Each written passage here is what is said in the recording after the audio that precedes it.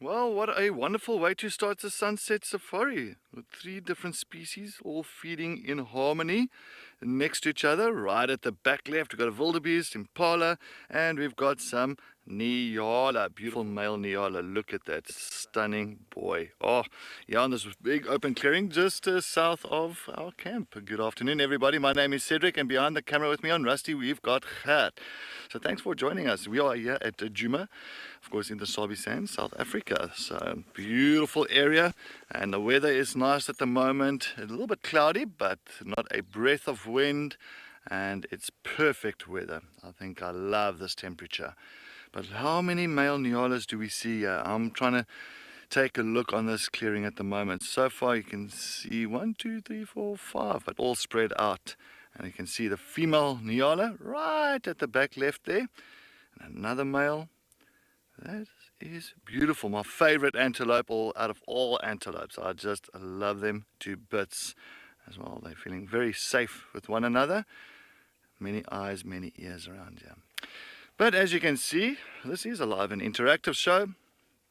So if you've got comments and questions that you want to send through or suggestions, please do so. If you're watching on the WildEarth app or the website, make sure that you do register, and then you can send them through to us. Of course, joining us this afternoon on our Sunset Safari on Wendy, we've got Lauren and Odie.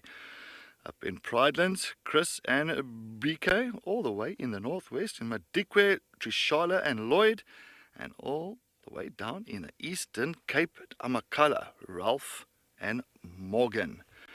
So yep, we are all waiting to hear all your amazing questions and comments this afternoon, and I'm sure we are all rearing to get out and take a look at this beautiful reserves of ours, and just to take a squiz and see what we can find. But what a way to start this drive. Oh, look at this. Is a beautiful male. Just look at the fur, the hair that's stretching just below his tummy, on his neck. Beautiful size horns. Oh, Mac, yeah, I'm sure it's going to be a great drive. I've got a feeling I know Lauren is going to head over to follow up on Marips, that male leopard from this morning. And I'm going to follow up on Tlalamba, maybe towards Treehouse Dam sooner, not too long from now. Let's see if we can find anything. But how nice is this scene? These big marulas, all the Nyalas and impalas, all just feeding around here, moving slowly through the grass. But yeah, while we're going to continue watching this open clearing, see if we can find something else around here, let's go and take a look at the weather all over today.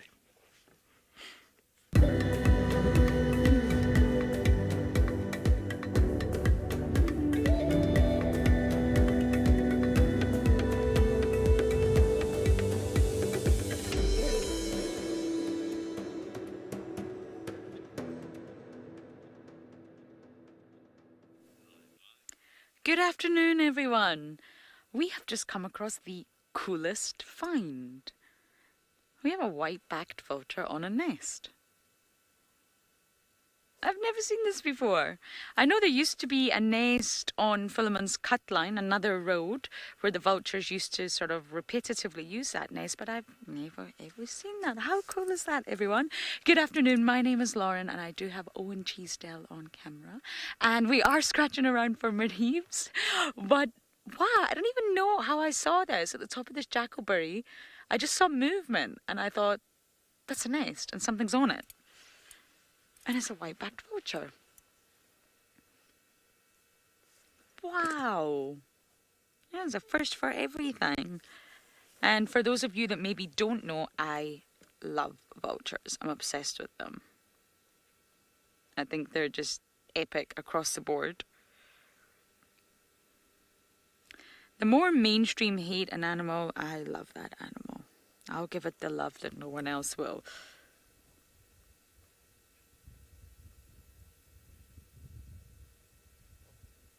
Wow. Just trying to find out how many eggs they lay. They are said to be monogamous. and presumed to pair for life. So it's a long-term bond. It's not just a short breeding season bond or a social bond, it's a long-term bond.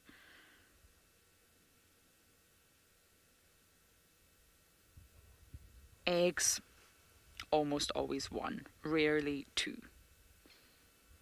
There we go.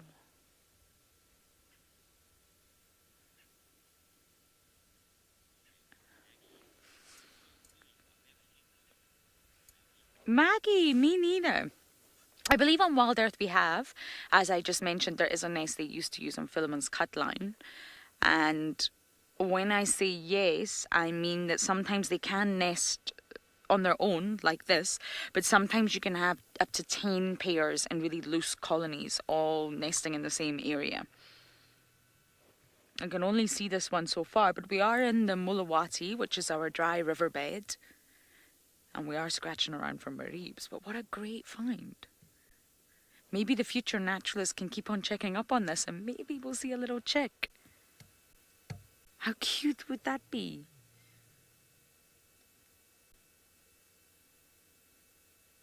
Egg takes 3 days to hatch. And the adult eats the shell. Sometimes a nestling can also eat the shell. Wow, okay, well, I'll be back here tomorrow, everyone. Darcy Miller, I feel the same as you. Looking forward to following this. It is a bit of a tricky angle, but still, how cool. You would never ever notice it. It's just the movement I saw. I just saw something move. I thought, it looks like a bird on a nest. But if it takes 3 days to hatch, well, I can tell you I'll be back here tomorrow. Love following chicks. I think it's one of the most remarkable things that we can actually do.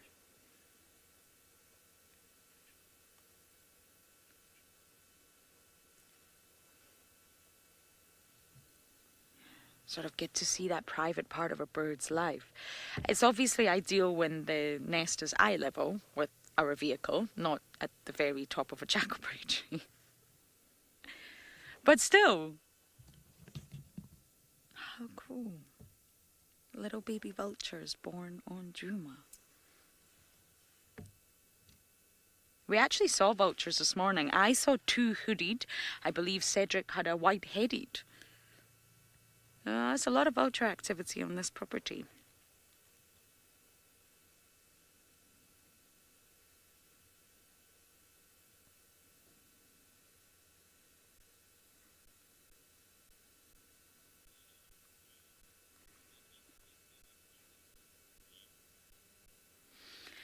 Lee, very rarely.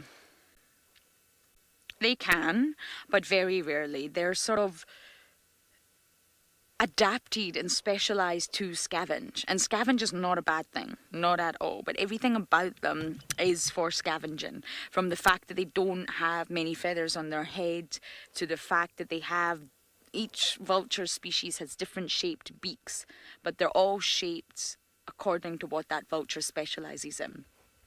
Heavy bodies, a little sock in the esophagus to store carrion, the flat feet, everything about them is for scavenging, to clean up the ecosystem, and that's exactly what we need. I've never seen a vulture kill anything.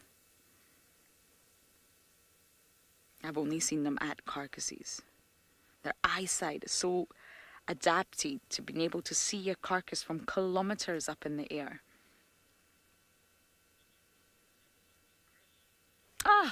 I am overjoyed with this sighting. So as I bumble through the riverbed looking for a leopard, we're going to send you guys over to Chris.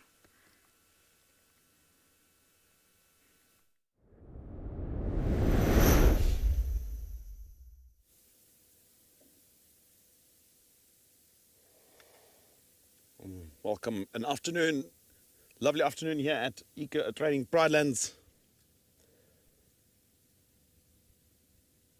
And we are just assessing and continuing on a story that we had this morning with those elephants that were debarking and eating the knobthorn tree. And we could clearly see there fresh bark being stripped off from that tree. And that is going to be our plan this afternoon initially, to try and find more elephants. How about that? My name is Chris, and manning Camops here is BK Uhuru. And what we have there is an opportunity to look at exactly what the elephants are after. And we saw in that picture that we had just now that there where the bark is exposed, we can see those fibrous layers there, and that's what they're after. It's called the cambium, well, not necessarily the cambium. It's a portion of a structure related to the cambium called the phloem. The cambium itself is a very, very thin, almost single cell wide layer. That's not what they're after. They're after the phloem, which form part of the greater structure, sometimes referred to as the cambium. And that is the tree's transportation system of nutrients and water. So they're specifically looking for the ones that transport the nutrients. Actually, if you really want to strip it, we commonly refer it as the cambium. But in fact, it's a three-layered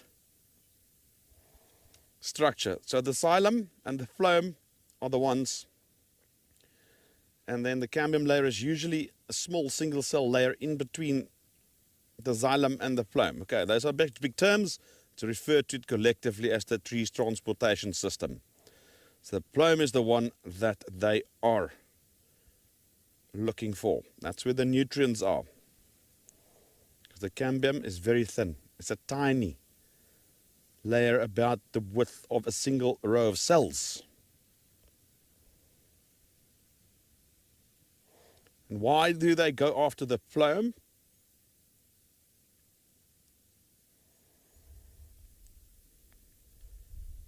Why the phloem? It's spelled P-H-L-O-U-M. So that's a vascular part, it's living tissue, and that transports soluble compounds, organic compounds, such as sugars, especially sucrose.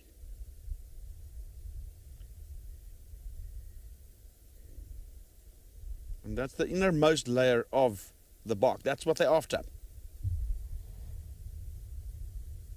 So those sugars are basically made during photosynthesis, and that phloem transports it to various parts of the tree. It sends it down to the roots to be converted to starches. It sends it back to other parts of the plant for food, and that is why. So that's the innermost layer of the bark itself. Xanthium is the, or the xylem, not the xanthium. The xylem is the outermost layer, other than the actual bark surface. That's usually made for liquid transportation, and in between you get the actual cambium. And these structures are sometimes incorrectly referred to in a whole as the cambium. That's not entirely true.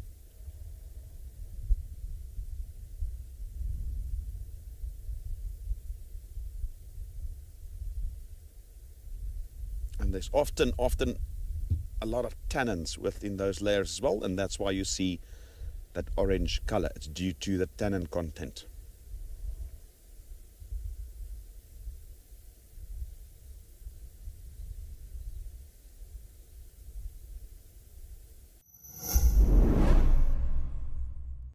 Are you yearning for a private virtual WildEarth safari adventure with our naturalists and crew?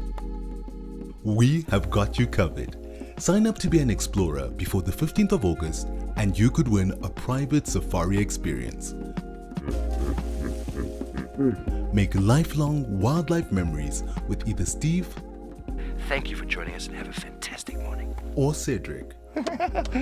WildEarth, it's in your nature.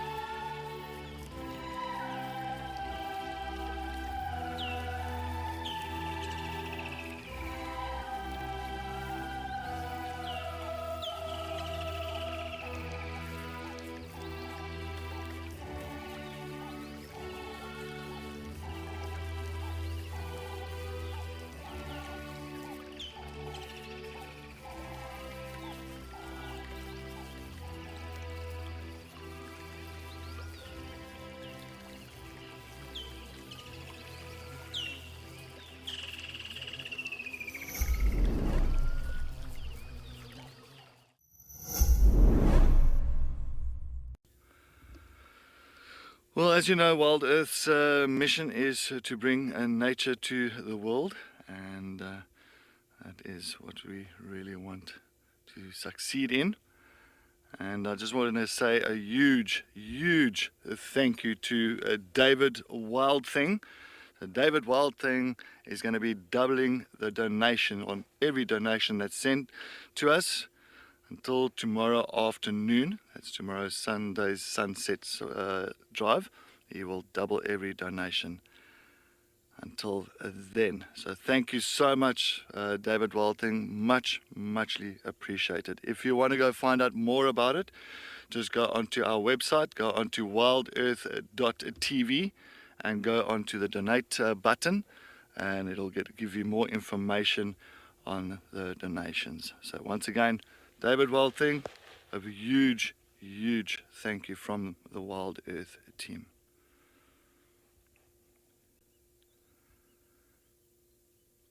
And that's a tree, a silver cluster leaf tree, beautiful big silver cluster leaf. Yeah, no. Yeah.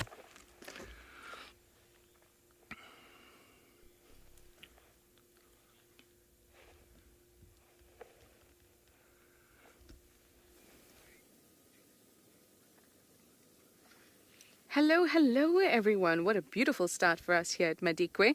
We've got some elephants. Love it. And on top of that, it's nice and warm, which means I'm in my happy place. It's me, Trishala. I've got Lloyd on camera as usual. And it's a beautiful day out here in Madikwe. And we have elephants. We also passed some giraffe though, but they were not as obliging as the elephants were. Or the elephants are. And they're nice and spread out as well. It's this time of day where it's pretty much quiet.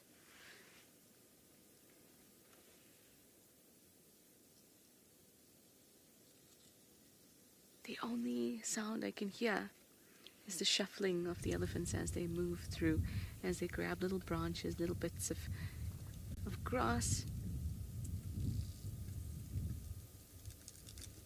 That's the only shuffling I can hear. There's a little bit of wind as well, so that distorts the sound, but mostly because of the heat this afternoon, all the air will be rising, which means that the sound is not going to carry very far. The sound is traveling through the air, and because the air is rising, it's pulling the sound upwards as well, so it makes things quite quiet down here.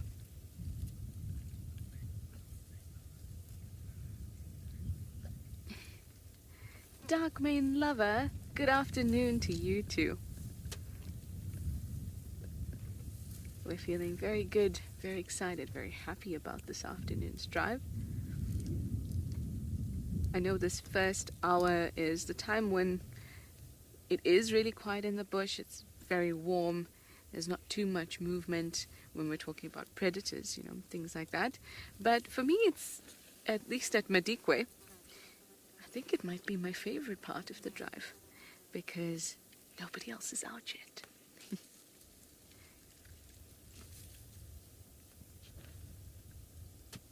We get to spend time with elephants.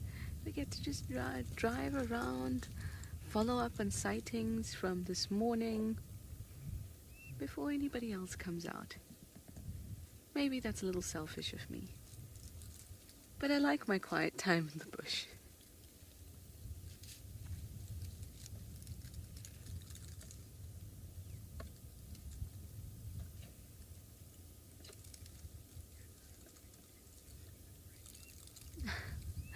Hi Hannah, I feel you with this question. You ask, when do elephants even rest? They do rest, but they also have a shockingly little sleep. They have an average about an hour to 2 hours of sleep. When I mean that kind of sleep, I mean proper REM sleep, the sleep that's necessary for proper brain function. And that is astoundingly little sleep. And in fact, a lot of research is still going into how elephants, as well as some seals, sleep for that little.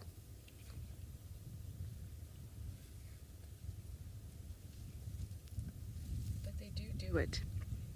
Now, often you'll see also, starting off, let me tell you that younger animals or younger mammals usually need a lot more sleep than adults do. So calves are the ones you're going to be seeing sleeping a lot more.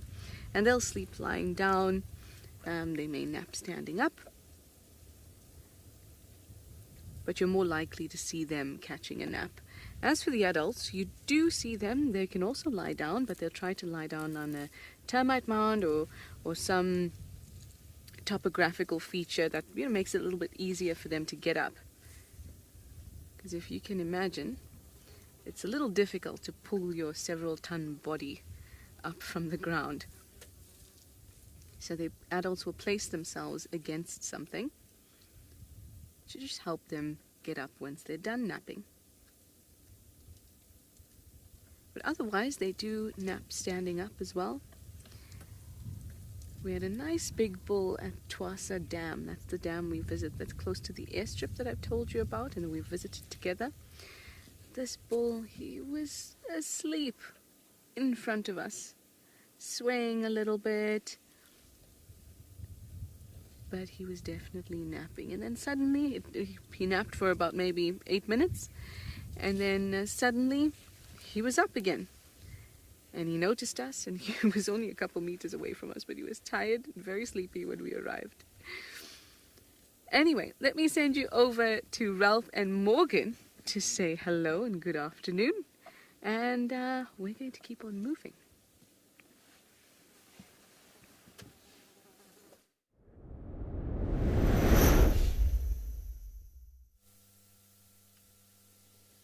Hello everybody, good afternoon and welcome to the Sunset Safari, live from the Amakhala Game Reserve down in the Eastern Cape. And we've come out onto the western side of the reserve because this is where the three amigo cheetah were last seen. And so we are going to be looking for them to start off. My name is Ralph Kirsten and on the camera I've got Morgan with me, my trusty wingman. Welcome aboard the largest and greatest game drive in the world. And with that in mind, please don't forget that this is an interactive experience and we'd love for you to send through your questions and your comments. You can do that by going on the WildEarth website and registering. Now, for us, as I said, the cheetah boys, they've last been seen over on this side of the reserve, which is far on the west. Last night, or late yesterday afternoon, they actually killed an inkonkoni, which is isiXhosa for a black wildebeest. It was an immature and not too far from where we stay. That was on the northern territories. But after that, they hot-footed it back on over to the main reserve and into the western part or corner. And it seems like they are ranging a lot. They're moving big distances. And I'm not sure if that's to do with the rain that we had and maybe they remarking their territory on this western side and between here and the northern territories. Sarah, it would make my day as well. So we've come in the area where they were last seen, but no luck just yet. It's rather a warm day. It's about 27 degrees. So they might be lying in the shade. There's not too much wind. It's a lovely day and a perfect day for a safari. If we don't find the cheetah, we're going to zigzag through this area. We'll always listen out if somebody else maybe picks up on any tracks and so on. Otherwise, we're going to go looking for the elephants, the breeding herd, which has also come here onto this western side of the reserve as well. So we've got a few things to do and, well, a lovely view over the ghost of the bush, a kudu.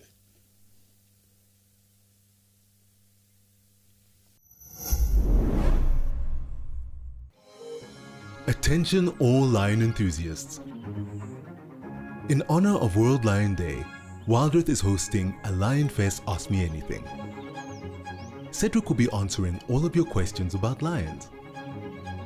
Join us in celebrating the mighty kings of the safari on 12 August. Don't miss out. Watch it live. WildEarth, it's in your nature.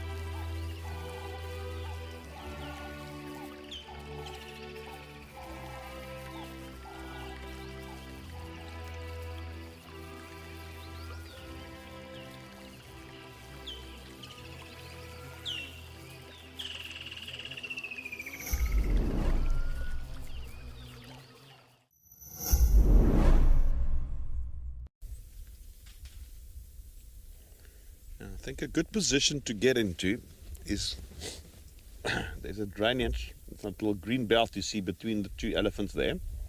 There's a drainage line there, a little small riverbed. I think if we can cross the drainage a little bit further up ahead, I know there is a little link road. We can get to the other side and get a slightly closer view, an unobstructed view of these elephants.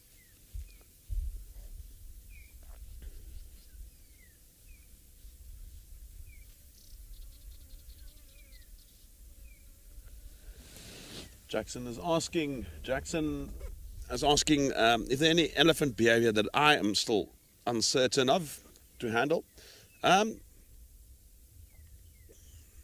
Jackson, not really. All right, but having said that, remember that an elephant can approach you, whether you're on foot or in a vehicle, seemingly not aggressive, and that can turn into a full-fledged attack in a split second. And you deal with that as it comes around.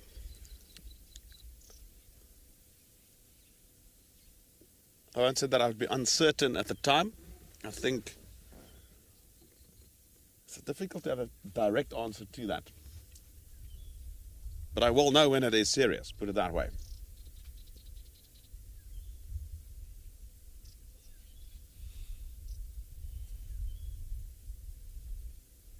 Elephants are very honest when it comes to their emotions. That's probably a better answer. It's relatively easy to read their emotions in those scenarios. It's usually very clear if they've got a definite aggressive intent.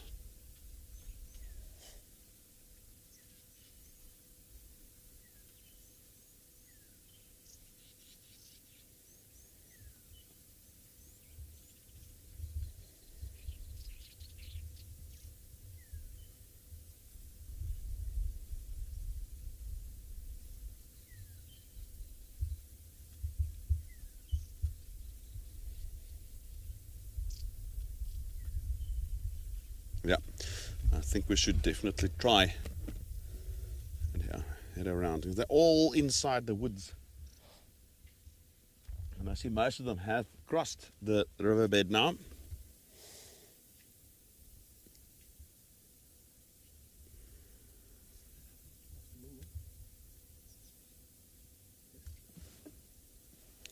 And I think we should probably move on a bit. Speaker agrees.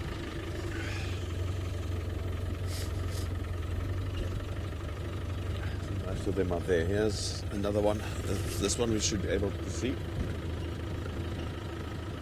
Right. I'm going to try and just get us into a better position. And while we do that, let's go check in with Lauren. See what she's up to.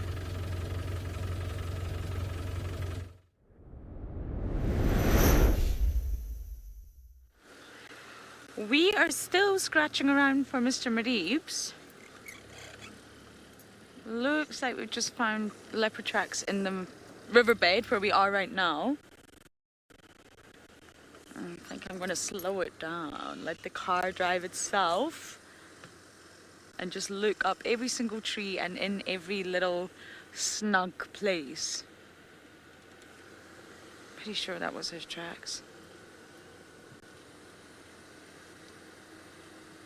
I think he's come down this way. His trajectory this morning was south. Obviously took a little rest with Cedric,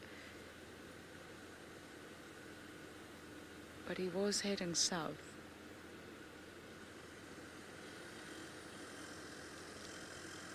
Anyway, I love driving the dry riverbed anyway. This is one of my favorite things to do. I used to love it in summer and start at Central. I used to come all the way down, see the most wonderful insects, birds.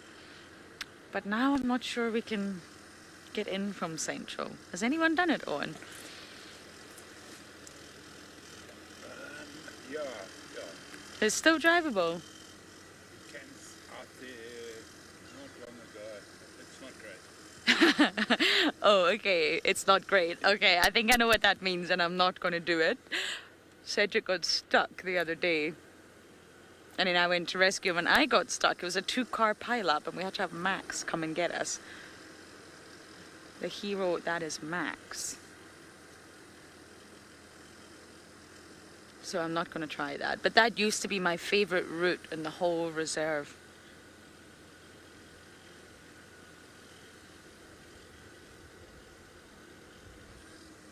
I'm not sure I got all of that question. Jeremiah, you're asking, do leopards ever find any other animals through physical trust? Through their tracks. From their tracks. Do leopards track? Okay, definitely got that wrong. Jeremiah, I wouldn't imagine so. They're not, vision is not their primary sense. So I wouldn't imagine that leopards track. Remember, they live in a very chemical world. They live in a completely different world from us, so they're most likely going to use their chemoreception, their olfactory senses first. Then they're going to move to listen to their ears. That's probably going to be the secondary one, and then vision. I don't think leopards are master trackers in that regard. They're masters at everything else, but I don't think so. We are visual. And we're also not a wild animal. We don't live out in the wild. So we need to look for signs in order to piece everything together. I have found wild dogs multiple times through smelling them, but that's pretty rare. We're not able to just smell out an impala or smell out a scrub hare. So we have to look for other signs, and those other signs lie in what we can see. And they don't find us through trust either.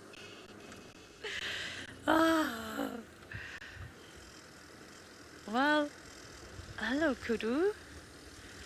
See, you always find animals on the embankment of the riverbed.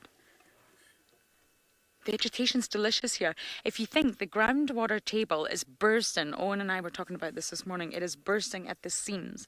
When Cedric and I were doing the survival challenge, as fun as it was, we actually didn't have to dig very far for water. And that's because the groundwater table is so high, just below the surface.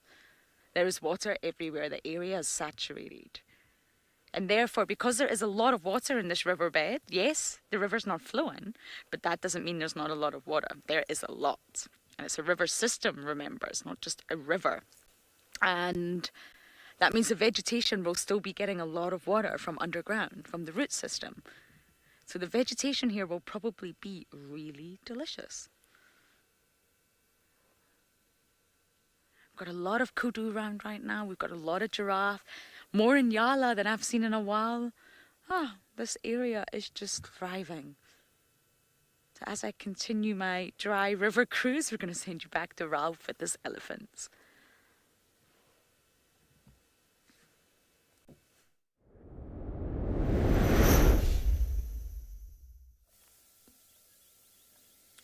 Well, part 2 of our mission this afternoon to find the elephants has been ticked off. And we've found the whole breeding herd, plus the bulls. I think just about the entire population of the Amakhala elephants are right here with us.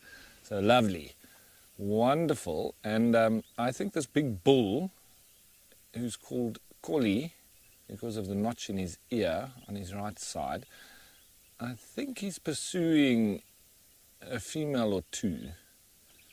But it looks like now they've all gone dead still. Maybe there's a discussion going on.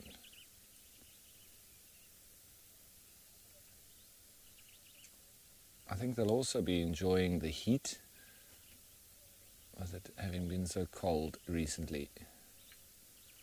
But we've got all ages here, and some of the bulls have just moved off onto the side. I can hear some branches breaking. There's youngsters there, little about 8 or 9 year, no, maybe even less, 5 to 7 or so in front of him. Maybe, yeah, around 5, I would say, 5, 6 years old. Just look at the size difference. That's immense.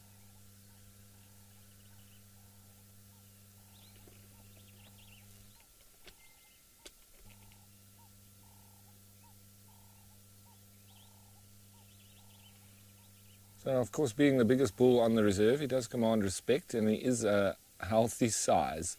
He's got nice big tusks.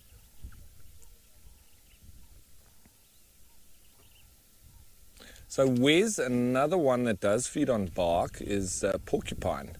And their dung, when they do feed on bark, looks almost identical in color to elephants, especially in winter, when elephants really like to strip bark off of trees, particularly in areas that aren't so evergreen like we have here in the Eastern Cape. Here we don't really see too much of the bark stripping that you'll see in the likes of Madikwe and the Lowveld, Mpumalanga and Limpopo, where in winter, you know, a lot of deciduous trees, so you lose the leaves, and then it's a bit more slim pickings for the elephants, and that's when they start going for the bark and the inner cambium, which is normally very pink, and it can often even lead the dung to look like there's blood in it. It can be so red. And we see the same in porcupine dung.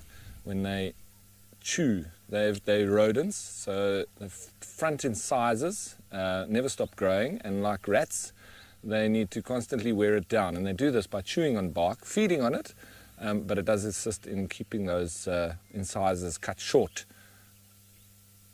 But then also creating that pinkish, orangey, pink kind of mixy color that you'll see in the dung, even though it's a lot smaller than an elephant's dung ball. The porcupine's dung is actually like a little rugby ball or a football, a bit more shaped like that, whereas the elephant dung balls are big, round but flat on either end. Normally he's having a bit of a dust bathe there on the road is Corley.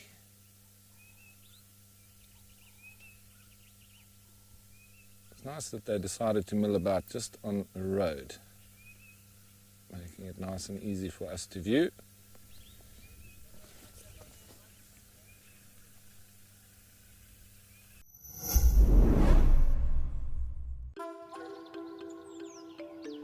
Are you a cat enthusiast? Here at WildEarth, we share this feline fervor. However, our cats are a little more fearsome. Bring your favorite feline friend along and join us as the WildEarth Prides come roaring to your screen in an epic 3-day lion special in celebration of World Lion Day.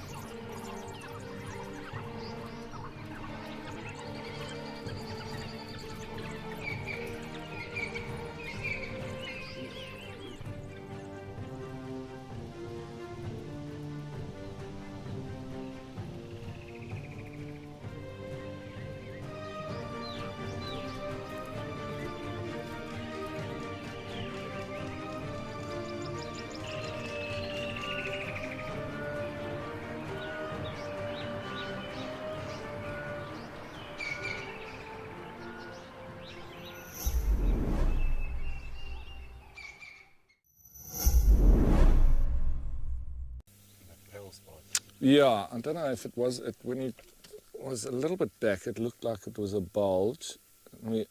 Maybe not, it might just be a mark, but we often see it, especially when elephants have those bulges on their trunks, and they do get herpes. We've seen that even at Djuma as well. I've also seen it in the Namib, but mostly in Etosha. Not a lot, but I think mainly during the periods when there was 5 or 6, 7 years without rain, and the animals are under stress, and then you know, they do, these kind of ailments do start flaring up, and those are the times when you see them coming down with herpes. There is a bit of pushing and shoving in the tree there as well. I think Collie's taking out his frustration on the bush next to him.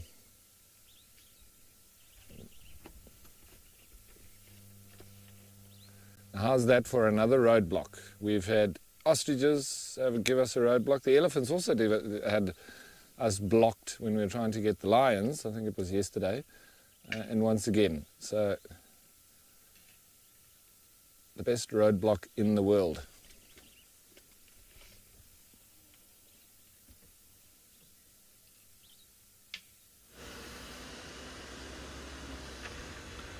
All right, now on the northern side of Djuma, I'm on Buffelshoek cut line. As you can see, this very straight road here. I'm going to head all the way to the eastern area. Apparently they had 2 young male lions on the northeastern corner of Djuma. So I'm going to head into that direction. I'm going to see if I can follow up on those male lions, just to see which lions came into the property, because it's quite interesting. There's more lion tracks coming in on the power lines coming from the western side of Djuma, and then on the way down to Treehouse Dam I found big male lion tracks coming up from Treehouse Dam into pretty much coming towards Gari Dam area. So yeah, I think a lot of lions around here at the moment, but unfortunately there was plenty of vehicles on Djuma this morning, so they have squashed most of the tracks for this afternoon, unless the lions have decided to walk around during the daytime and it's on top of the vehicle tracks. Different story. So let's take a look. So I'm going to head straight east. I am going to head into that area just to see if those 2 male lions are still around there, maybe resting somewhere on the fire break. Oof, it's getting a little bit warm. Alright, let's go. I was actually heading into that area this morning, but of course I got sidetracked by Marips.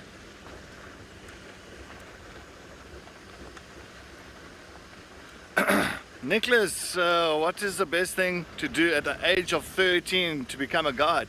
I think, Nicholas, the best thing at that age is just to go out into the bush, you know, and just go and read up about certain things. Start off very small, enjoy birding. That's what I did. So I started learning about birds, grab the bird book out, get a little checklist on that. Trees, get a very basic tree book. Take a look at like your marula trees, your big jackalberry trees, or you know, wherever you are situated in the world, and grab a tree book for that area, and then just go and take a look if you can start IDing them. And it's always, you know, you start off small, start with small things, but the main thing is, you know, if you've got the passion for it, go out. You have to go out into the bush. You've got to go, for me, touch and feel and taste and smell, very important, because then you can really get a better idea on what you're talking about. So if I'm talking about let's say a shongololo, a millipede, you know, it's easy to see it on the screen, but it's nice just to pick it up, feel the little legs on your hand, feel how hard the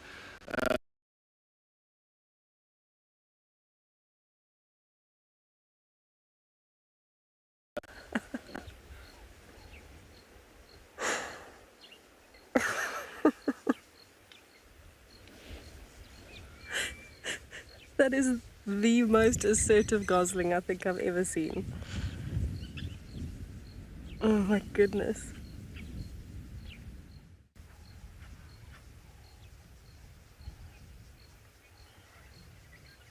It seems to be the one gosling in particular.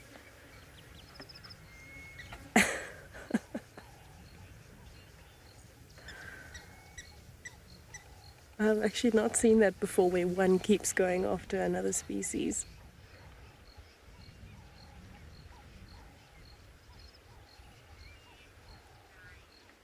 It's actually incredibly sweet to watch. Such a young age and already so assertive.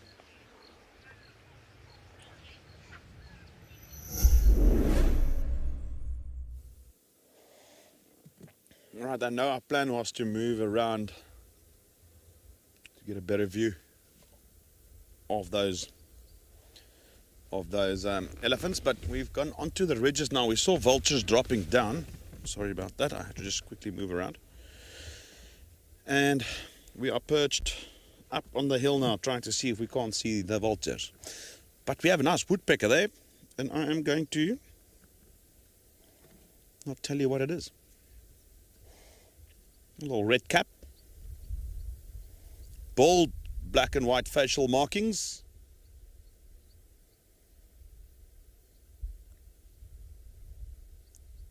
especially that eye stripe with that white sort of around the ear coverts, and here on the chin, very bold black markings.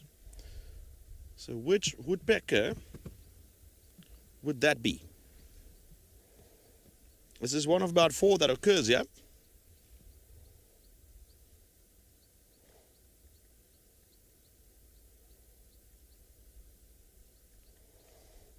So it'll be either a bearded, a bennet, a cardinal, or a golden-tailed woodpecker.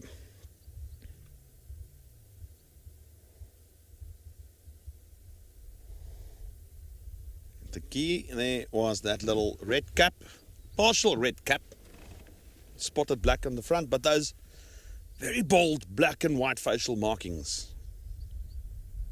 Very distinct, bold facial markings. Because it also has a golden tail. Let's see if we can find it again. There it is. See, it also has a golden tail, so it could be a golden-tailed.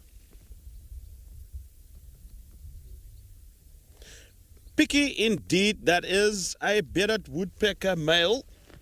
And like I said, the key there, partial red cap, as well as those extremely clear, bold, black and white facial markings, which the female also has, but she does not have any red on her cap.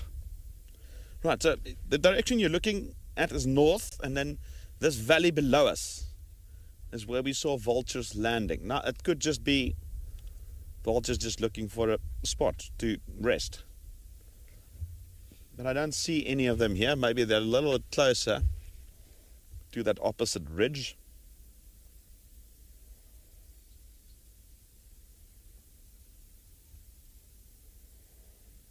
Well, that was a nice little addition, that woodpecker, even though we are trying to see vultures.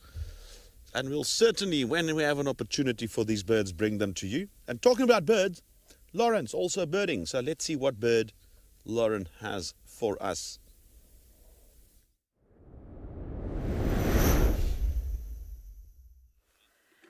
I was. Oh, no, wait, Owen, up there. Yeah, don't know how you're going to manage with that angle, but it's one of my favorite birds that I have yet to put on camera. It's very elusive when it comes to the camera. Yep, he's still there. Just zoom out a little bit. I'll try and direct you. I think in here.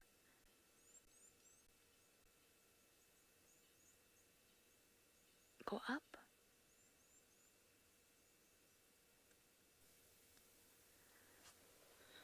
It's such a bummer. We had such perfect views there. Zoom out a little bit. We'll try one more time. I can see it. It's just very hard for me to direct Owen. A little bit more. Oh, yeah, there you go. You got him there. Here.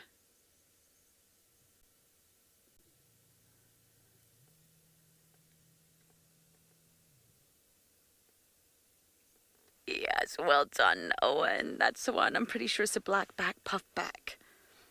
I love this bird. It's not so much an amazing bird to look at, to be quite honest. It's an amazing bird to listen to. I don't want to play the call right now because the birds are here, but there's one right up. They're being very flighty. But I think we saw it. Black-backed puffback. Kind of like looks like a boo-boo, the southern boo-boo. You see a lot of them in Amakala and Madikwe.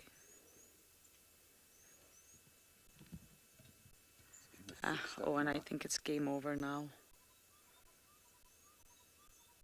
They are very busy birds.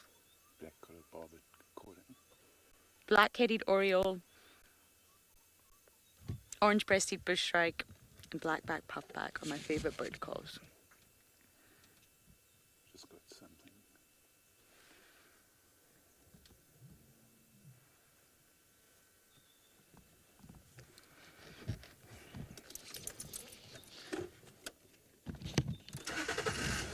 Me too, Erica. I love it. I'm going to turn the corner and then play it for you. I want you to hear what the bird call sounds like. Just let me get up this hill. But that was Owen who spotted that. He's on fire with the birds. Okay.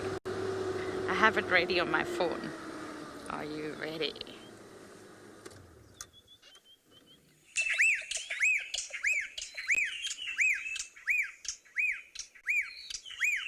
Can go dance into that. Yeah, anyway, I love that bird call. But we got a brief glimpse for you. Got a bit of a shrike beak, bright red eyes, black and white. As long as you can see the eyes, it's a good identification feature.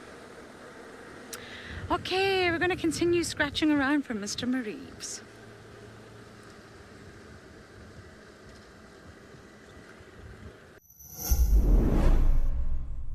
Are you WildEarth's biggest fan?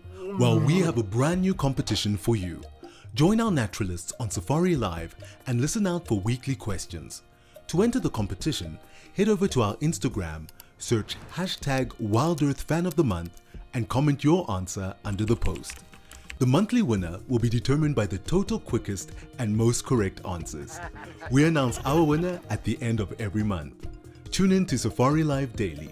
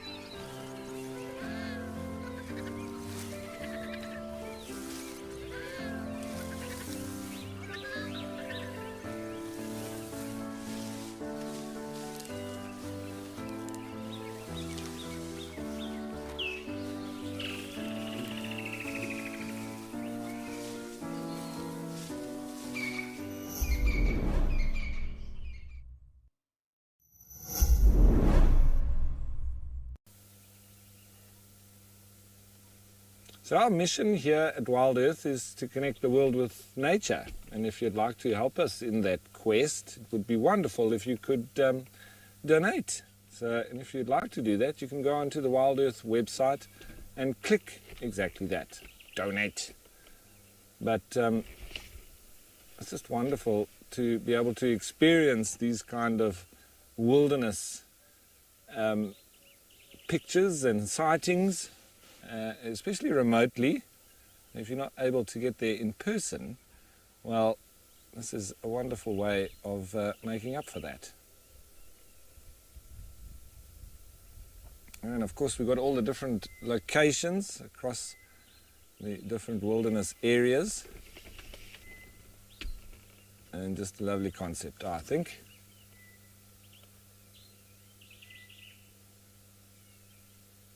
Righty, and something awesome that David WildThing is going to be doubling any donation, or the largest donation made by anybody today, right up until midnight.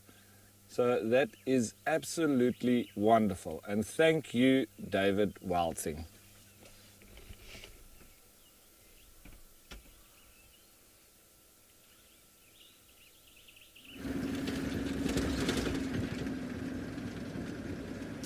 So we have been driving quite a lot.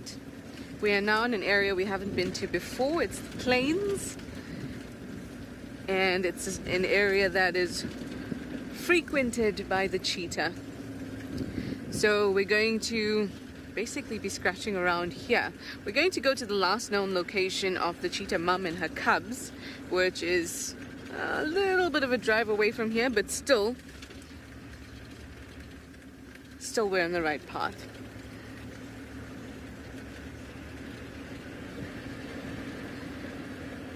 So we're having a look under bits of shade, things like that.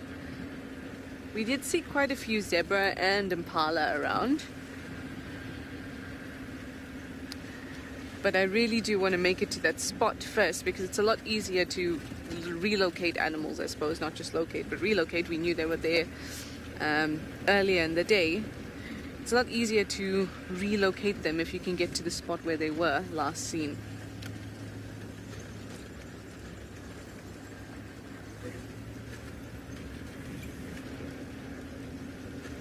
I kind of like this open area because so much of Madikwe is quite dense.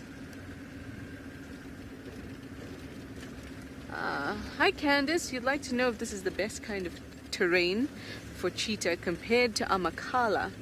So cheetah just need open area, and the area where the cheetahs hang out at Amakhala is really nice and open. It's just like open grassland, and it's perfect for the cheetah, really.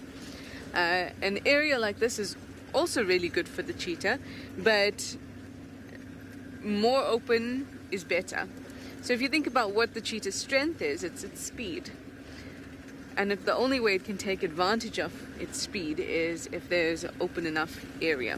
I remember James telling me once, can't remember when it was, but he was telling me a story from when he was guiding, and that he had seen a cheetah sprinting, but then nicking itself on one of these bushes. So that's the problem when there's lots of bushes around and the cheetah can't really take advantage of its speed.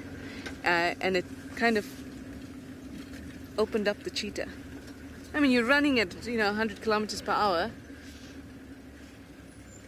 It can be a little bit dangerous if you nick yourself on a thorn.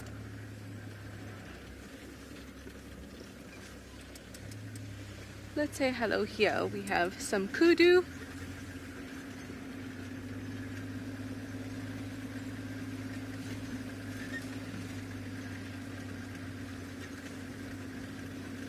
Hello kudu. Why so nervous?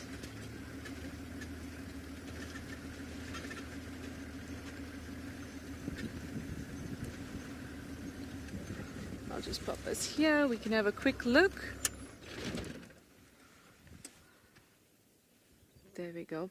Hi Lizu, you'd like to know what prey do cheetah usually go for?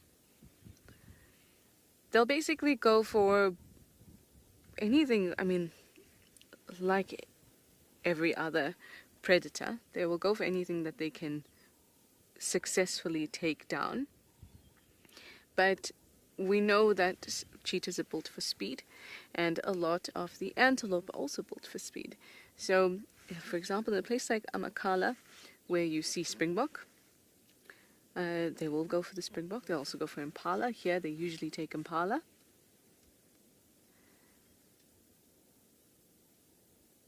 If they can get themselves, get their paws on a young kudu calf, they would. But just remember, with cheetah, they don't have a means of defending their kill very well. So they're not going to take chances. They're going to go for something that's small enough for them to be able to handle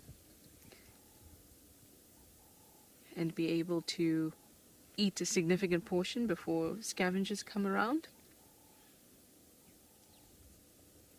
Then definitely not going to take chances with the type of animal that will defend their kin, like buffalo or elephants. Those are speciality animals to hunt anyway. But it's not even a thought to a cheetah, besides the size, of course, of those animals.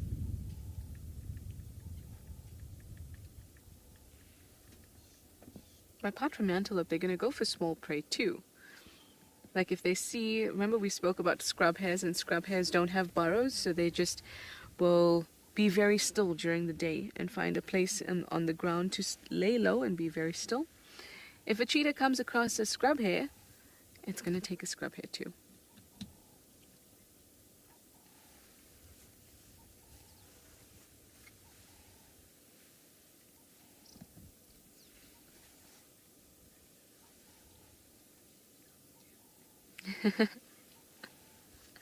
Hi Lyndon, you say you'd love to see the cheetah cubs again. So would I. The last time we saw them was about more than a week ago now. So with that in mind, let's keep going, because I really want to get to their last location and yeah, work backwards from there. No one has reported them today. I mean this afternoon.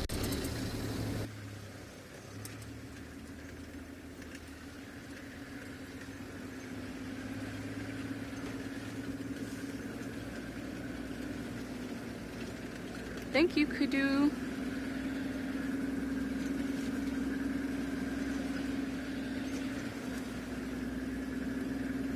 All right. Okay. I need to figure out my bearings. This is a new spot for me. Let me send you over to Chris in the meantime.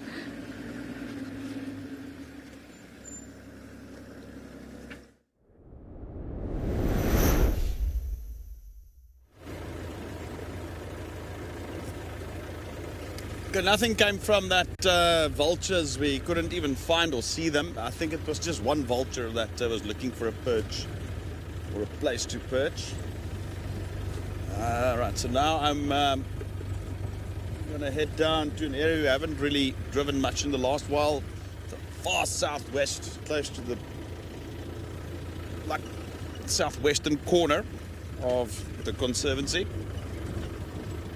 For no particular reason, just let's go and see what is there. Just not driven there for some time. There weren't a lot of movement, but you never know. Maybe that's where we might find a leopard. No. So we're just on top of the sequence of koppies or hillsides. Again, driving very, very slow.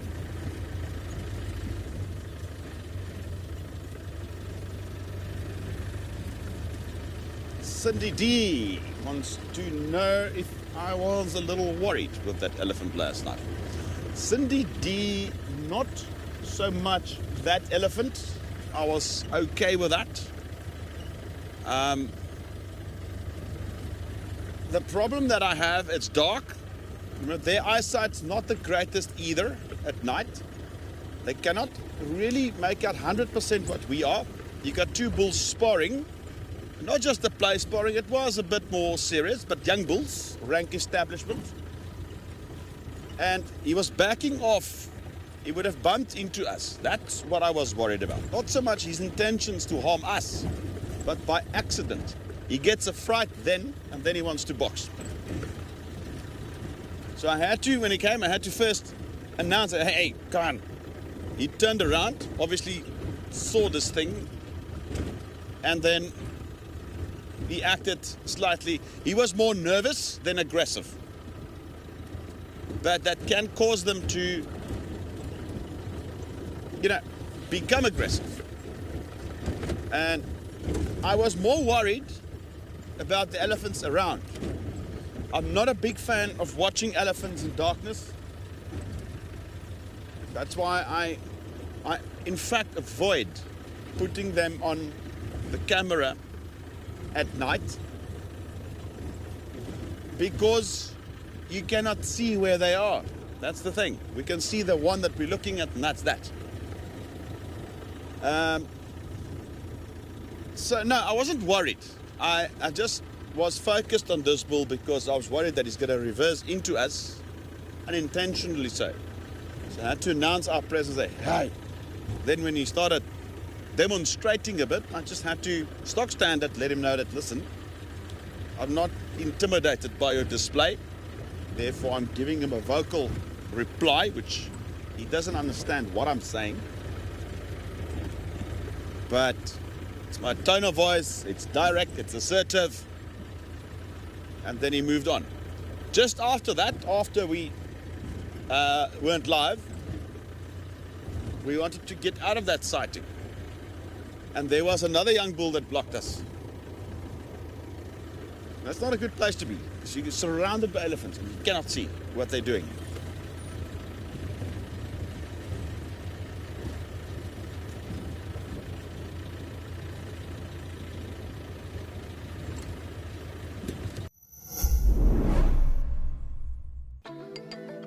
Do you sometimes imagine what WildEarth would be like without adverts? A chance to properly immerse yourself in nature without any interruptions.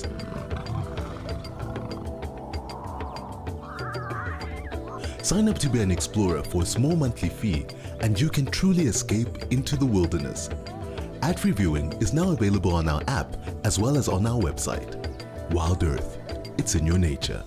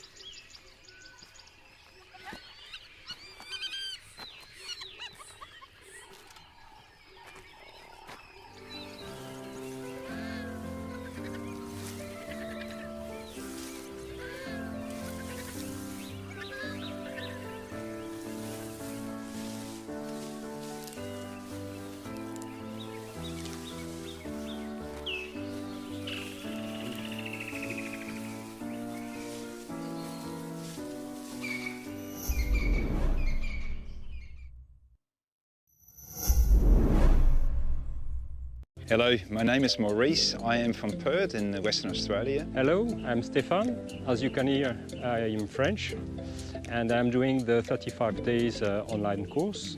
I started watching WildEarth during COVID. I decided that I wanted to study more, and in order to do that, I saw that eco-training Friedlands was doing courses, and I decided to do the 8-week online theory course at the end of last year. So the 35 days course, it basically starts with theory online, 3 sessions a week. Very enjoyable. We went really deep into it. Very holistic as well. Really enjoyed it. It goes from insects to stars to obviously your mammals and your birds. I liked the 2 components. It just got me really well prepared before I got here. Despite my accents and my misunderstandings, everyone has been very helpful and comprehensive to help me to understand everything. Whether you're a seasoned professional or just starting out on your journey towards becoming a conservationist, our digital courses offer a flexible and accessible way to deepen your knowledge and understanding of the natural world. So why wait? Sign up for an eco-training digital course today. Start your journey towards a more sustainable and connected future today.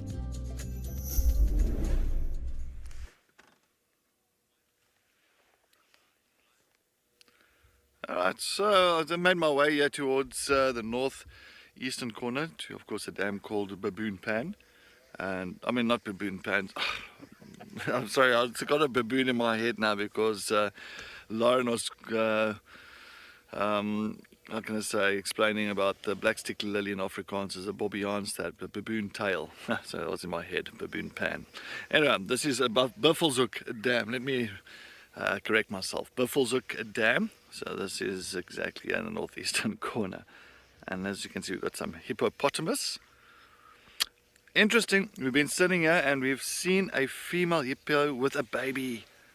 There it is, there it is. Oh, so this is a small calf, a hippo calf here at Buffelshoek Dam. And we didn't, came here yesterday, I did not see this calf.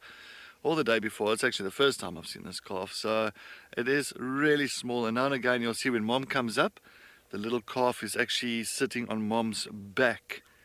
So of course she's going down, and when she comes up again, we will see the little calf's head. Oh, so cute, little buckle dish. Oh, and the rest of the hippos are just relaxing in the water for the afternoon.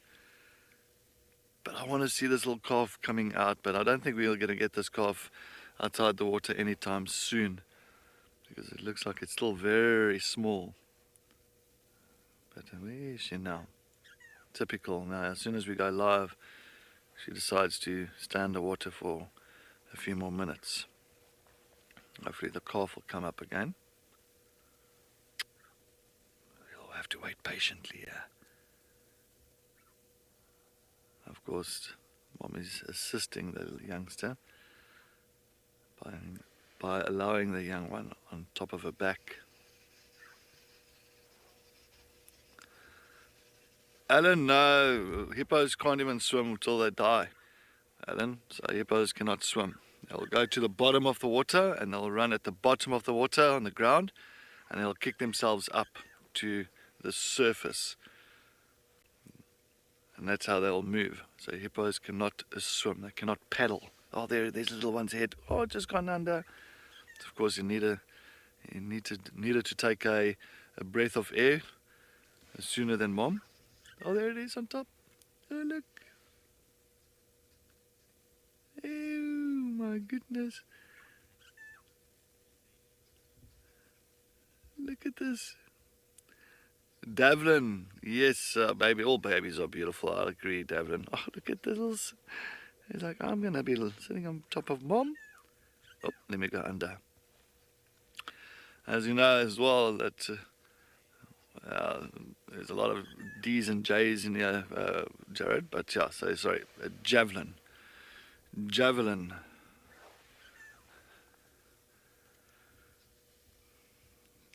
But of course, a little hippo can as well suckle from mom when it goes under, and having a little bit of a suckle, wrapping its mouth around mom's teat and suckling and then coming up again. So it gets the support of the water. Perfect. And that's why the gestation period of a hippo is not long, because they spend the time in the water, so they've got the support of the water, little water babies. And you're looking at about the gestation of about 8 months. So pretty much the same size of the rhino, but the rhino is twice as many months as a hippo. Oop.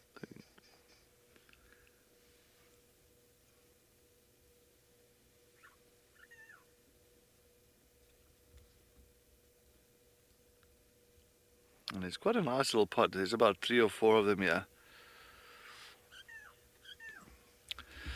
If another male enters the dam, if that male is not submissive to the dominant male of this pod, of this, at this dam, Buffelshoek Dam, then it's a problem. Then, of course, your dominant bull here, he will challenge the approaching male, and then they will have quite a fight if none of them is submissive.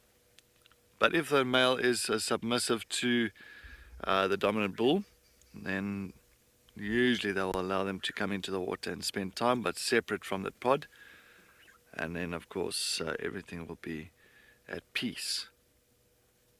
But that's not always the case.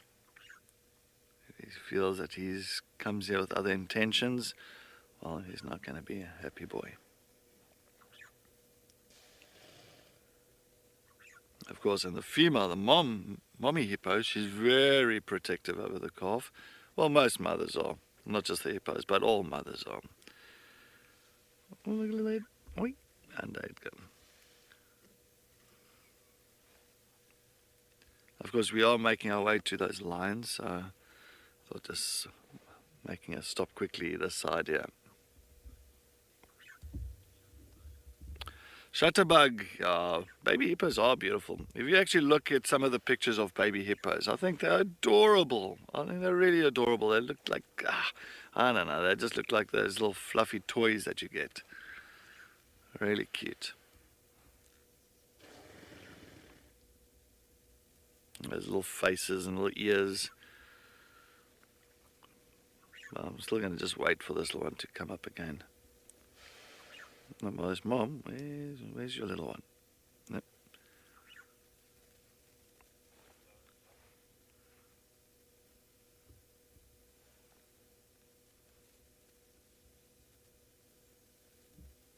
Well, what a nice surprise here at Buffelshoek Dam.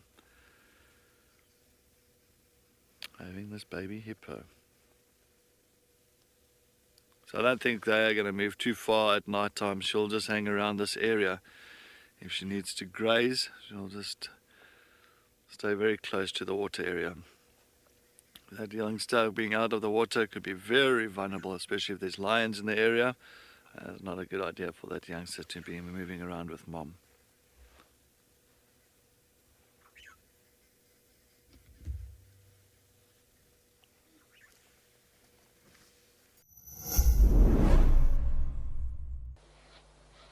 Welcome to Africam, your window to Africa's wild spaces. Immerse yourself in the captivating sights and sounds of nature. With our high-definition cameras, you'll feel like you're right there in the heart of the action, where every moment is a surprise waiting to unfold. Join our global community of wildlife enthusiasts as we witness nature's drama unfold in real time.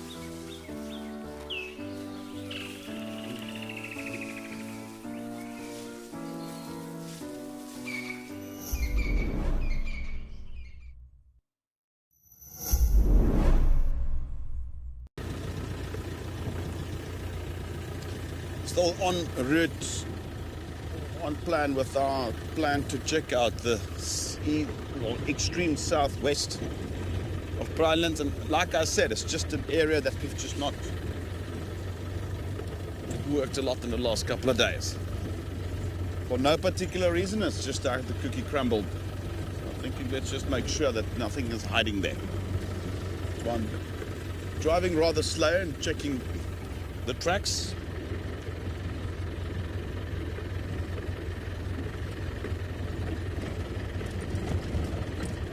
With this overcast weather, it's a bit tricky because you don't get that contrast that you get with the light from the sun's rays normally.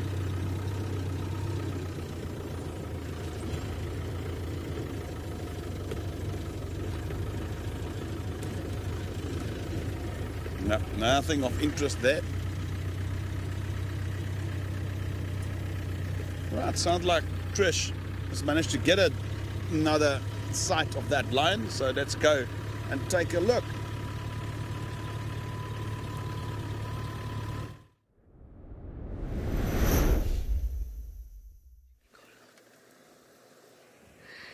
It's a very, very, very long distance visual of a lion. We hope that you're actually able to see it. It's just behind all of those bushes. Ooh, let me put that game drive radio off for you for a moment. There we go. It looks like a lioness, and she's just kind of flat there. Great spot, Lloyd. That was an excellent, excellent spot. And you might hear, oh, there we go. You might hear a vehicle next to us. All trying to get a visual of this lion, which is way, way, way, way in the distance. All I can see is just a little blip. And Lloyd is at the end of our camera here, so this is as good as it's going to get. Now, because we can't off-road in this area, we're going to move on. See if we can follow up on the cheetah, but at least we got a lion for this afternoon. I'm pretty excited about that. And it was Lloyd's first spot. Right, there we go.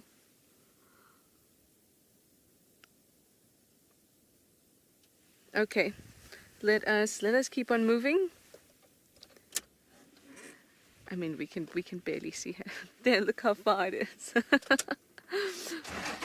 All right, let us keep moving.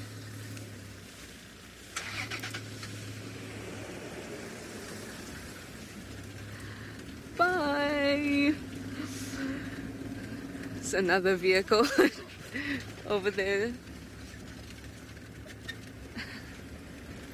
Mr. Juan, you say, well done, Team Madikwe. Well done, Lloyd. That was an excellent spot. Excellent spot. It's amazing, though, with the drier time, so when everything is kind of this washed out color, whether it's gray or browns or yellows, it's all kind of washed out. And that underbelly, the underfur of any of the cats, because it's always lighter than the rest of the body, it really sticks out like a sore thumb. Really.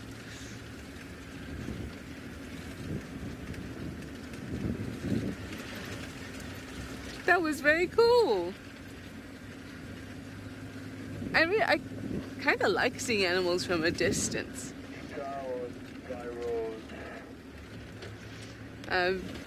Makes me feel like they don't notice me, that we're not in their. Makes me feel a bit big brothery, I suppose. Like we're spying on them, like we're really seeing them in their natural habitat, doing their natural thing, unaffected by the presence of anybody else or any other animal. Not that that's a bad thing, it's just we're all constantly affected by the presence of whatever is in our observable area. But when you're from afar and you're peeking, there's something just nice about it. Oh, we have a jackal as well. But for now, I'm going to send you over to Lauren. Lloyd is on a roll. Unless you want to wait and see our jackal, Jared.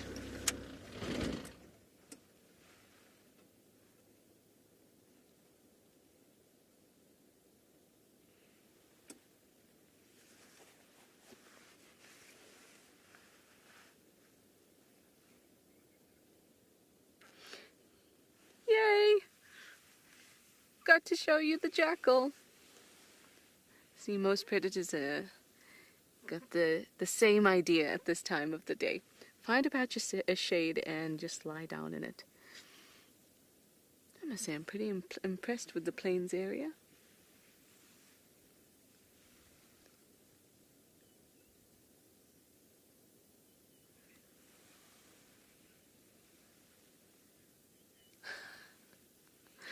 No, Douglas, we don't know it like the back of our hand just yet. Juma I know it like the back of my hand. Juma, I could drive home in pitch dark. Every single little tree, boulder, road, drainage I know at Juma. But here at Madikwe, it's so vast, 75,000 hectares, incredibly vast. And it takes a lot of time to even get to the areas, different areas. So now we're in the north. We haven't even touched the west yet.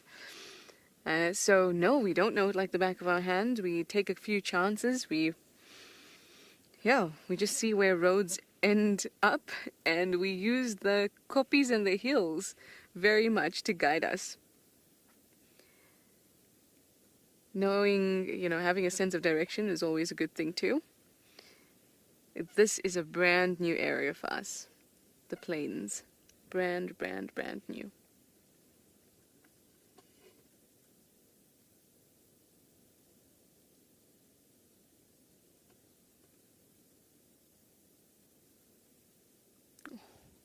Yeah, I don't often see jackals just chilling. Most often they're moving around. Hi, Jester. You'd like to know if it's common for them to be alone? It's not uncommon. We see them in pairs, we see them alone. Usually when we say we see them alone, what we mean is that we can't see the other part of the pair. Assuming that this is a bonded pair and this is not an individual that is recently dispersed and so has not found his pair or his mate yet. But most often when I see a jackal on its own, its mate is nearby, but not they're not on top of each other constantly. They have a healthy respect of each other's space. If there's a den site, we'll see them together more often. In the evenings, in the mornings, you'll hear them coming together, calling to regroup, because remember, jackals don't just live in their mated pairs or their bonded pairs. They can also have extended family. Most often, hello, thank you for lifting up your head. Most often, it's their previous litter as well as the current litter. So they may have some sub-adults that live with them, even some just adults. And then they regroup in the morning and the evening. But when they go out hunting or foraging, they don't really have to stick together. Especially if they're not going to a carcass to scavenge where they could all go together. Hi Q, you'd like to know what a jackal's biggest threat is. That would be humans killing them. And I mean, it's a complex issue, but jackals were persecuted and continue to be persecuted in certain areas because they're quite small carnivores. They're mesocarnivores, so there's something in the middle, And what ends up happening is that they can easily get under fences, they can easily get into chicken coops, they can easily get into farms, and they can kill livestock. Much like a caracal, again, another mesocarnivore, a mesopredator. Not as big as a leopard or a lion. And so they can easily get into farmland and take livestock. So that's their greatest threat. It's being killed by people trying to protect their livestock and their land. But like I say, it's a complex issue. If we're talking about just in the wild, their biggest threat,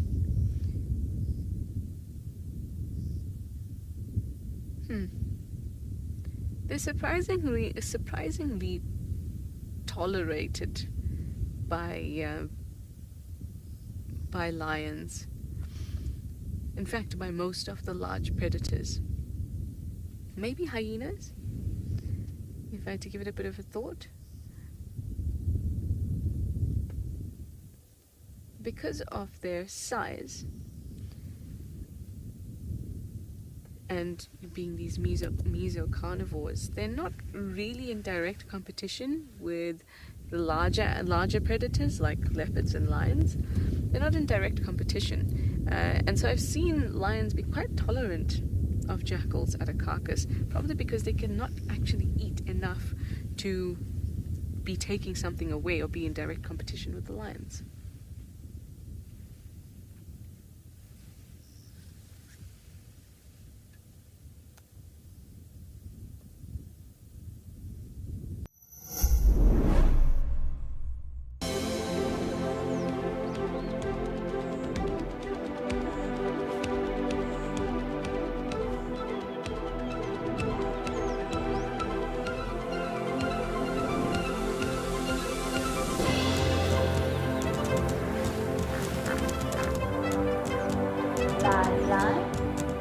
Those sounds just go straight through you.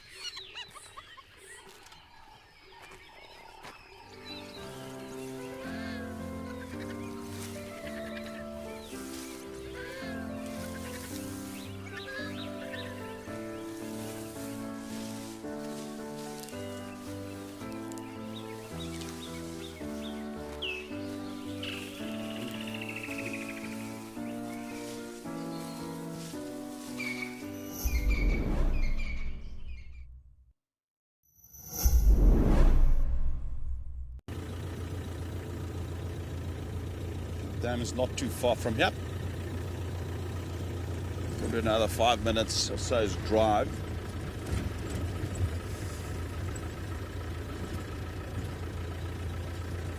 The nice thing is while you drive like this, it's a great time to just let your thoughts go and just enjoy the scenery, which is something a lot of people tend to forget to actually do.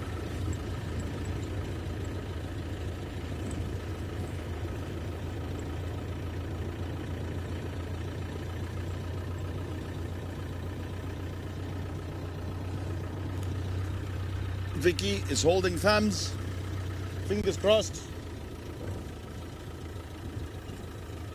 We'll see.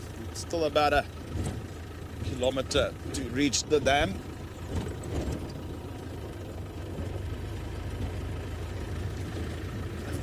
Leopard Dam was a bit quiet. We did pass there. That's in the northwest. Isn't much happening there.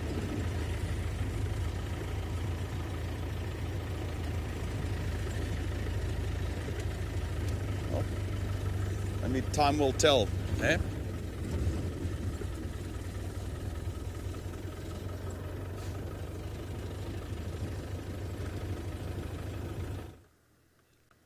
We're also still bumbling, looking to solve all the mysteries of the bush.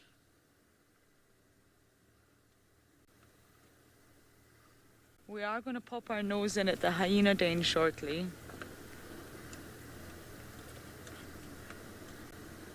Just to say hello, catch up with the Juma clan.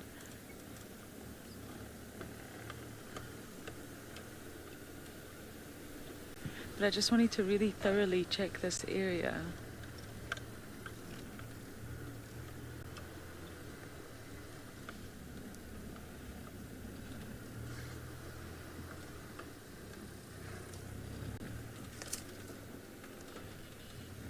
We thought there might have been a possible honey badger here. But in order to find out, we've got to look pretty hard.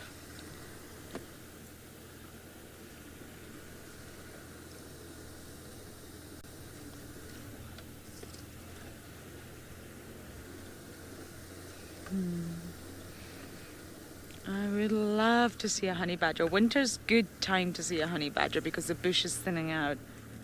But this particular area is very thick.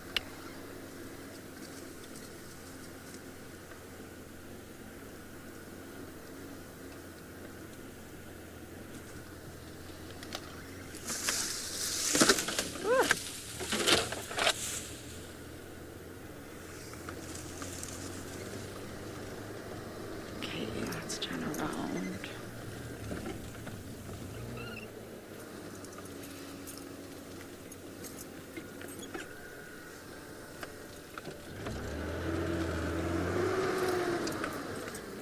Alrighty. Cedric got really lucky with 2 honey badgers on the northern cut line. Wow, that's the sighting dreams are made of. But they move fast.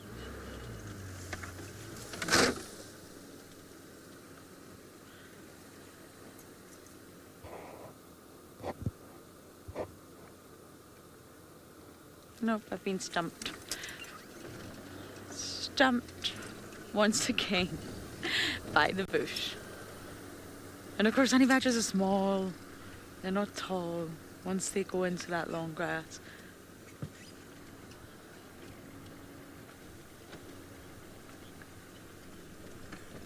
Oh, Nigel, no promises. But honey badgers would make my week too. That would be a real send-off for sure.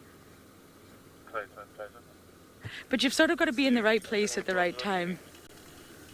Negative has known around the treehouse, so just tried to let Weaver's nest, and then back towards the mile, and the sun. We're trying. I'm really looking. I'm purposely trying to look. Even just the slightest movement of the grass would give them away. But we were maybe just a little bit behind. We saw a lot of honey badgers in the Central Kalahari Game Reserve when we went there with our adventure with Chobe 4x4. A lot of them. Really easy to spot there. Vast open areas with very short grass. But of course, when the grass is long like this, the buffalo haven't quite been here.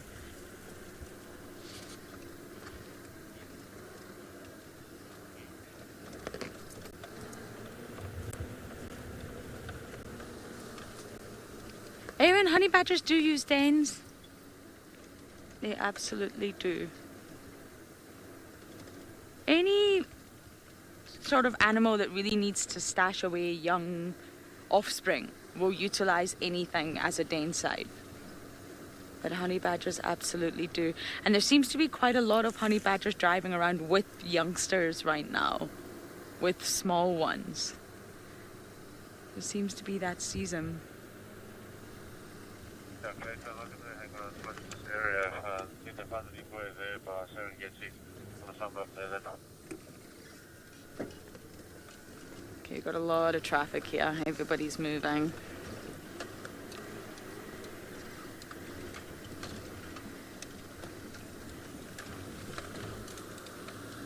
Hello. No luck. No luck yet. But Shazela was just over here. Yeah, the grass is so long, huh? Yeah, maybe. We'll check along this road. Enjoy.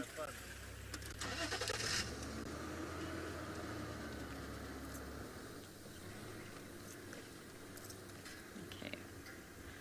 one more intense search.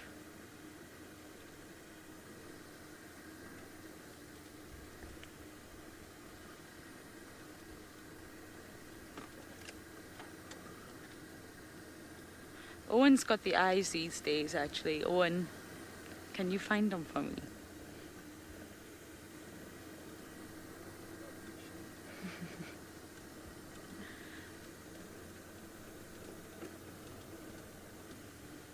You know, if this was on quarantine, it would be so easy, but this block is going to be very tricky.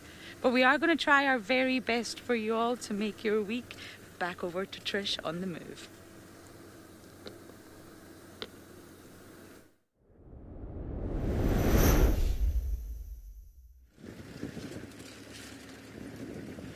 I am also trying my very best,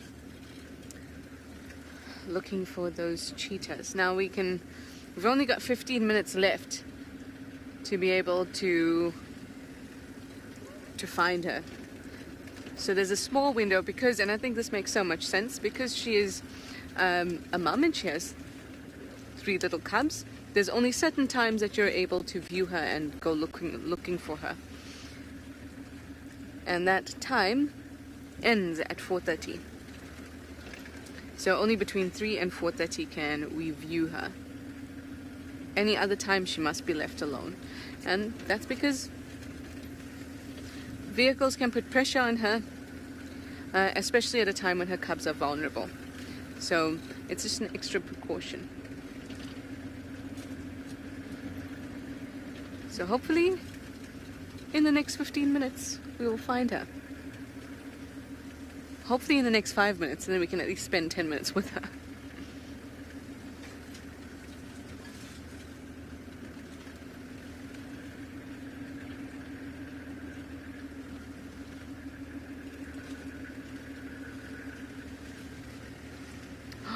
Hi Barry. You'd like to know what my dream sighting in Madikwe would be. Oh,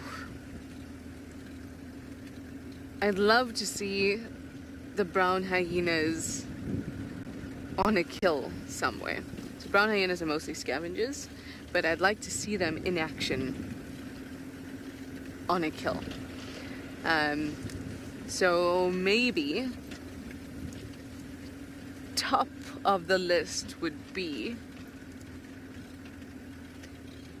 cheetah mum with the 3 cubs take down an impala. Boom, come in the brown hyenas, but they don't hurt the cubs. No. The cubs scatter, brown hyenas take over, then boom, jackals come along, being those meso carnivores that just kind of can wiggle in between and go unnoticed. They're so, they feel like, oh, I'm small. But no, the brown hyenas, they will notice their competition in the form of a jackal trying to scavenge a carcass that was taken by the cheetahs.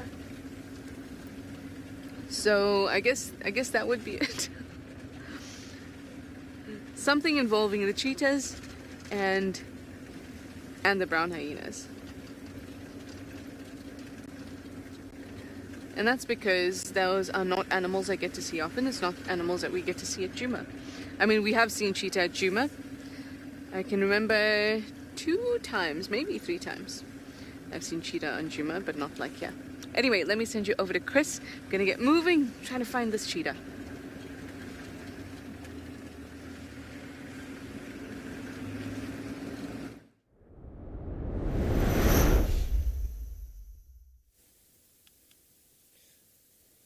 Well, the plan worked. The plan worked like a charm. We don't have an annual elephant pool party. We do have them dust bathing. Look at that. Well, to be totally honest with you, the current conditions here at Brightlands, lots of food around, adequate water, there is bound to be a lot of elephants.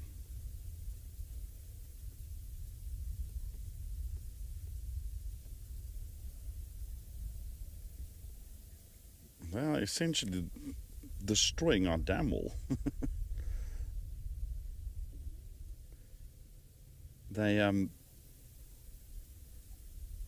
I've now made literally a gully in the dam wall. And I continue with that. This is the maximum amount of water that the dam will hold, even after the rain, because that will effectively be an outflow.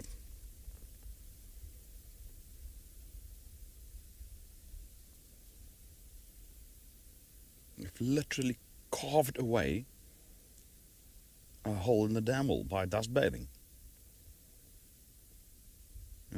If you think about it, 100 elephants a day come in and do the dust bathing in the same spot. It's bound to happen.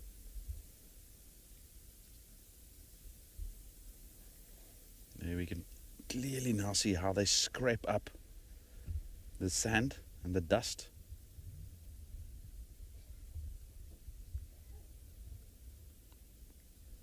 All right, I'm going to stay with them. I think they're going to linger here for a bit. But it seems like Cedric has made a success in finding something. Let's go and see what surprise he has in store for us.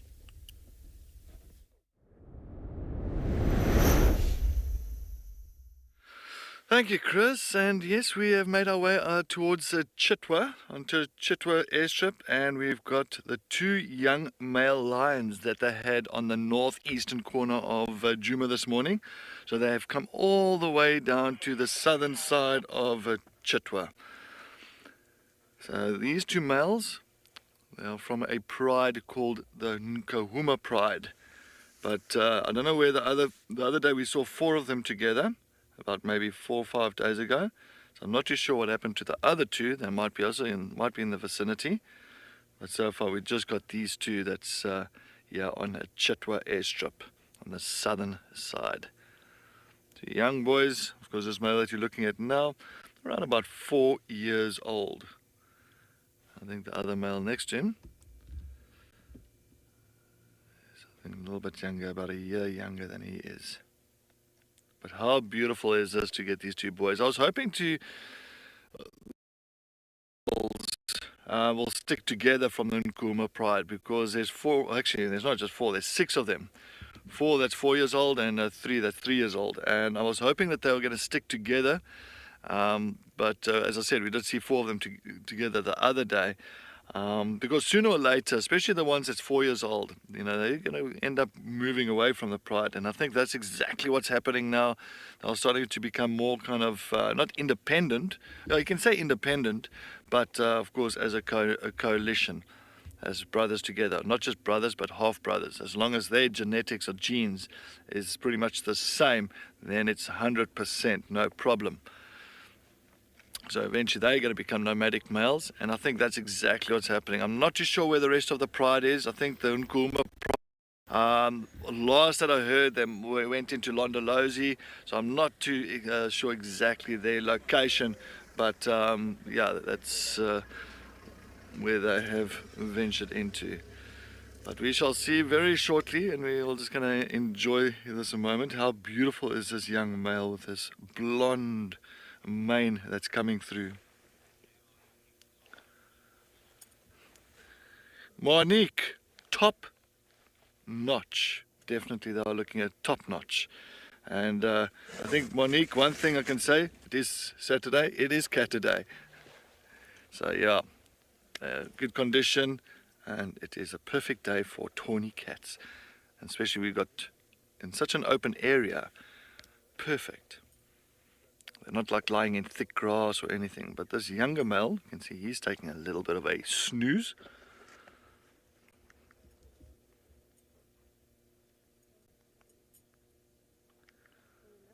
I think the younger one belongs, if I'm not mistaken, I might be mistaken on this, but there's a whole lot of different ones, but I think this younger one might be, I think it belongs to the ridge nose female, and then of course the older one to the right, the blonde one, it could be Amber Eyes son, but yeah, I might get, I might be completely wrong with this. Please correct me if I am incorrect with my identification of these 2 young males.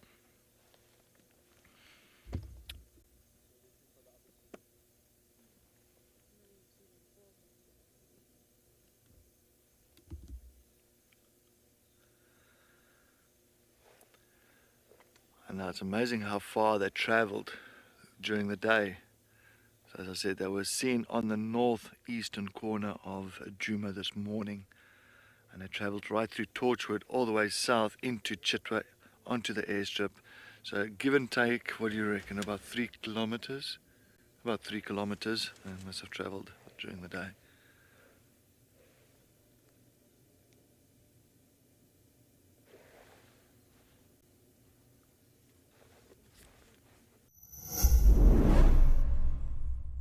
Do you love relaxing at a waterhole with the sights and sounds of Africa all around you? Well, we have some really exciting news for you. From August 1st, Africam is joining forces with WildEarth to bring the majesty of Africa right into your living room with 9 incredible new waterhole cameras from across South Africa and Kenya. Get ready to embark on a new journey. This is Live at the Waterhole.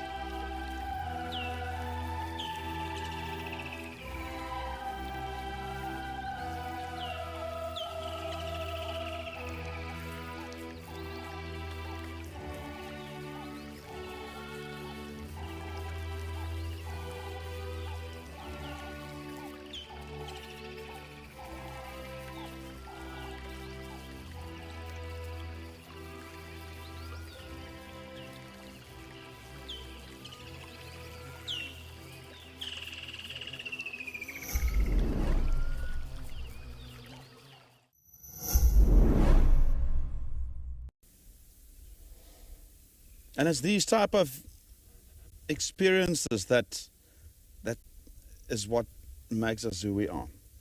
It's our aim to connect everybody with nature, connect the world with nature. And remember, you can help. You can head off to our website and click on the donate button. And I just want to take the time to specifically mention our incredibly generous viewer by running under the name David Wildthing, who's in fact offered to double any donations given between now and midnight in South Africa on Sunday. So this offer only applies to donations made on the WildEarth.tv website. So a link to that page can be found in the site menu. Incredible gesture from David Wildthing.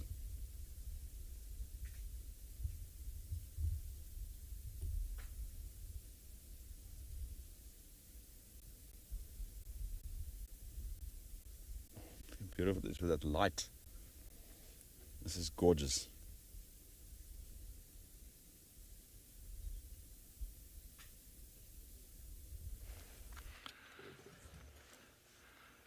All right, so we're still sitting here with the 2 young Nkuhuma males. Of course, both of them is actually from the 2019 litter.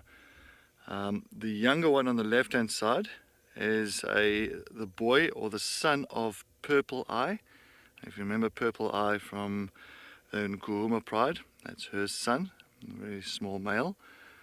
And the one on the right hand side, thank you to a few people that sent me the ID on that one, is a Chella's son from 2019, the blonde male. Beautiful, this boy. So that is Chella's son. And interesting that Chella is now, I think Chella is, alright, well, we're going to sit here. Let's head over to Ralph. Just about it. All right, folks. Well, we've managed to do the second part of our quest for today's drive. We had elephants and cheetah. Guess what? Here's the three amigos. They were just marking beautifully on these logs here in front of us. And as I said previously, I think this is going to be their modus operandi for the next few days at least. Going around remarking their territory that would have been sort of washed clean by the rain that we had in the last few days. So, as I said yesterday as well, they killed an nkonkoni, or a black wildebeest, and I think they pretty much flattened it. And now they're on the move again. They've powered themselves up, and now it's all about territorial marking. They've just disappeared now into the brush, so I might just wheel us down quietly if we get enough momentum. There we go. There, wait, I'm just gonna, I thought he was gonna mark. He is gonna mark. He's spraying. There's another one coming through, so I'll just wait here a little bit because that second one might come to exactly the same tree that that one just marked on and do exactly the same. Let's see. And the third one coming at the back. So we'll just see if they're all marking the same tree. They very often do that as well.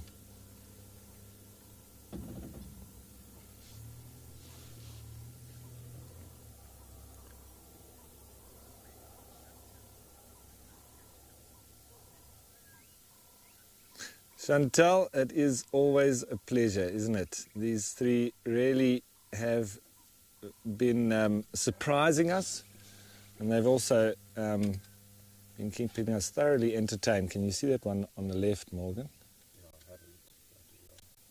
He's sniffing the ground.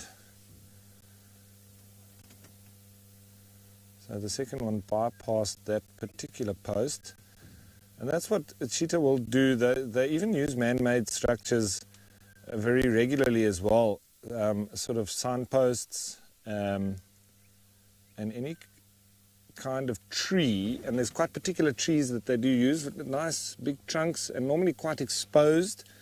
And they'll then regularly mark on the same spots as they go through their territories. So we've seen them here before, and they were marking on very similar spots, particularly that one wattle that's still there. Yeah, Darcy Miller, 100%. They are well on their way to being very well established here on Amakala. And we have a third or second bypass, or is he going to mark? Nope, he's going to continue. So this is a nice territorial marking route march that they've started. They were sleeping when they were first seen, so we might see them moving along a little bit more. However, because cheetah roam so much, and I mean they can sometimes have a territory of 1,500 kilometers, when you're on a private reserve like this, you often find the cheetah walking along the boundary line, which is the fence. So it's not something that we want to put on picture, but it is the reality with cheetah. That's what they do, and so unfortunately sometimes we can't avoid the fence in the picture because that's just where they move. Anyway, while we move down and catch up with them, hopefully try to get them from the front, I think you're off to Trichala.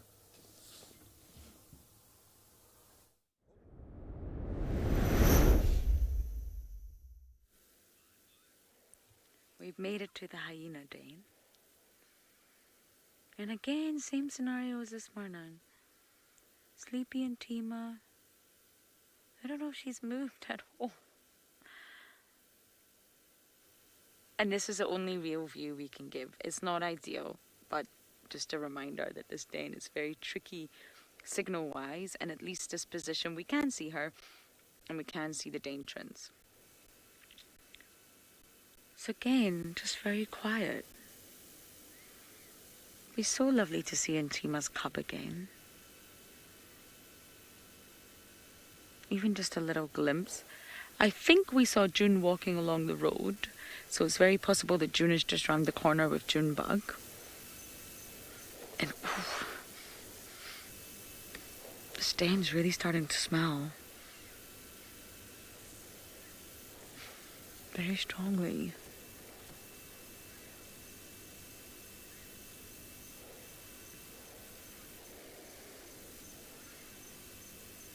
I wonder if one of the hyenas have maybe anal pasted on a stick next to the car, because I can smell it very strongly.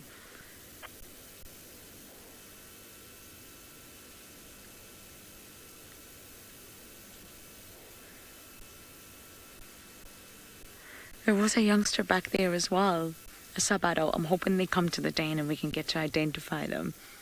As much as I love Intima, she just seems to just sit here all day. That's her little sleeping spot, and it's pretty much all she does.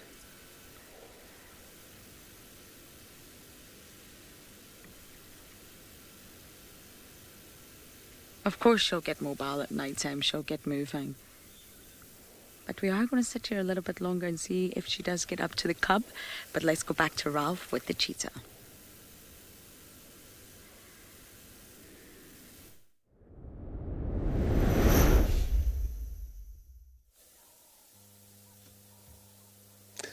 Now look at this. This is absolutely fantastic. The two of them have climbed up on the side of this pine tree that is the exotic species, and they're trying to get rid of them all on this side of the reserve. So that's one of the ones that have been cut down so that the natural bush can start to repopulate the area. But a lovely post for these cheetah to climb up. And number 3, he's had 2 attempts at jumping up here and he's fallen down twice. Oh, there we go, 3rd time lucky, he's up. So like we said, these kind of prominent posts always very regularly marked by cheetah. They're getting stuck in between the sticks there.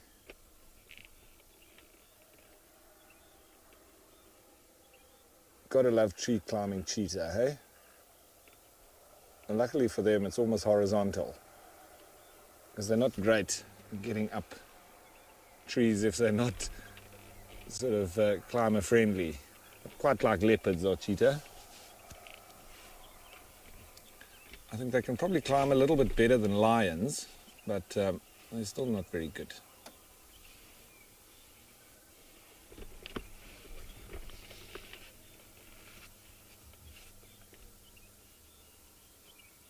A whole lot of spots. See, number 3 seems like he's the one that's scared of heights. He's not exactly comfortable on that branch and doesn't look like he really wants to go any higher. Well, having fallen off twice, maybe he's a little bit nervous.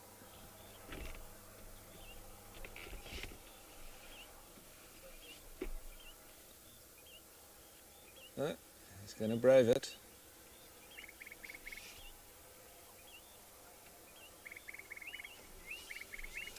So Jane, these 3 will stay together pretty much for life. In general, you never know what might happen. The only thing that might split them is a female. That you know, they could fight amongst themselves over the female. But generally, what you have happen with a coalition of males is that if a female comes into the area, the first one to mate with her will be the more dominant of the 3. But as soon as he moves away, they sort of almost do it on the sly. The other 2 will go and mate with her, but trying not to let the dominant one know. And this is great because not only does it then make all 3 of them believe that the cubs are theirs, it also does ensure a nice mix of genes with the female. So it is to the advantage of the cheetah when that occurs. But as I say, you can have a little bit of fighting between them with the female. And obviously, if predators had to kill one of them, that would be another way of splitting them up, or it would just mean that one is less. That number 3 really is awkward on that branch. She's not happy. He's decided he's had enough. Or he's not going to... Oh, he's going to mark? Yep, that's exactly what he's doing. You see that? Probably in the light. Just spraying straight down. Joan, it's always lovely when you get them up on a lovely post. Number 2's in the middle. I think he's doing all sorts of marking there, urinating and defecating. Number 3, or number 1 should I say, he's acting as sentry.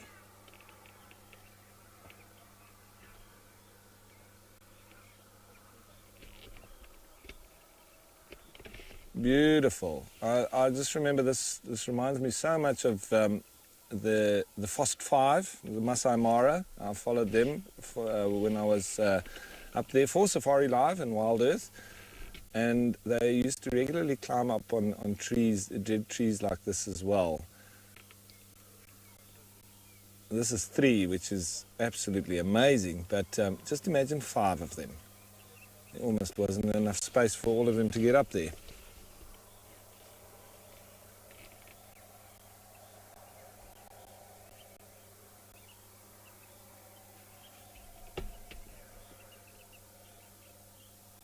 So Steve, these 3 cheetah are going on, they're just around about 2 years old now. So they're pretty much mature, fully mature, and they're just starting to really come into their own. And that's why they will mark quite aggressively as their testosterone is probably at its max.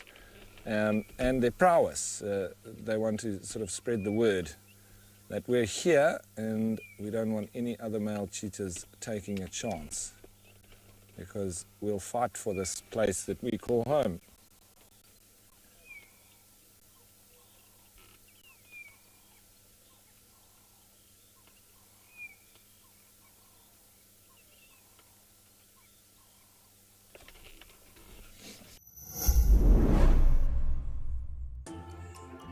Not everyone gets excited to hear a leopard chuff, spot a pangolin, or see a real impala rut. But if you are wild about the wild, you can become part of a community of like-minded nature lovers and share authentic wildlife experiences with the world.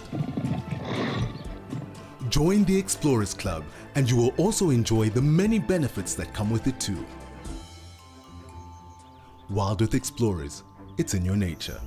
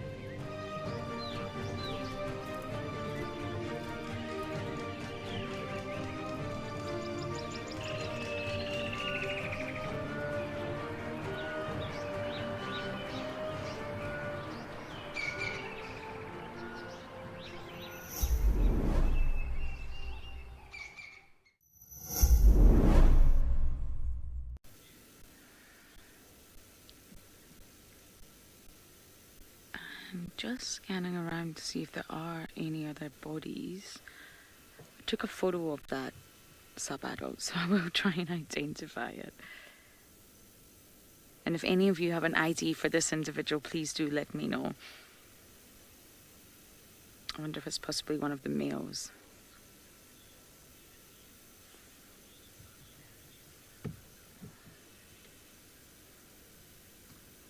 Cindy, I believe it's Corky.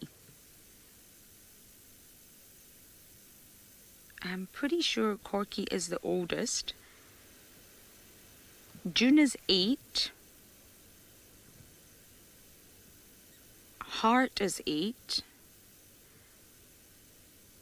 Tima's 6. Ribbon's 10. And Corky's 14. I'm pretty sure out of all the old girls, Corky is the oldest right now. 14's a really good age, my goodness.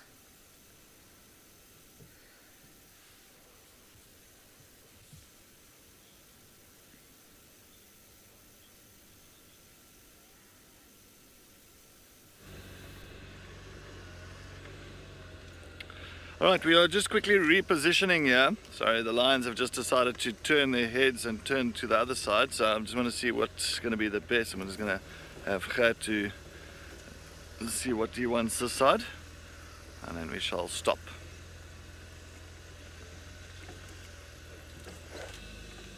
Alright, shop. There it is. There it is. Hello. So we've still got these two young male lions still resting here on the airstrip, or on the southern side of the Chitwa airstrip. And I won't be surprised tonight if you start hearing them contact calling. And when I'm talking about contact calling, not roaring, because they're still too young for real big roars and they don't want to give their location away.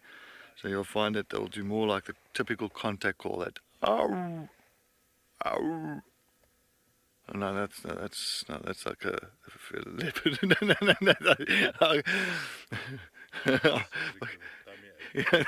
Ow.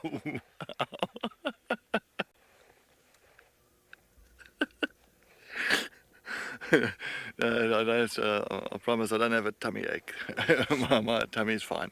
It's not ow. But but yeah, they will contact call, I'm sure, maybe for their brothers and for the rest of the pride. They won't really want to be spending time, just the two of them. They want their siblings next to them.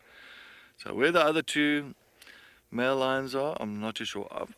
But I've just got a slight suspicion here. Like, this is my little bit of a feeling to something here. There was two young male lions seen on the northeastern corner of Djuma. That's far.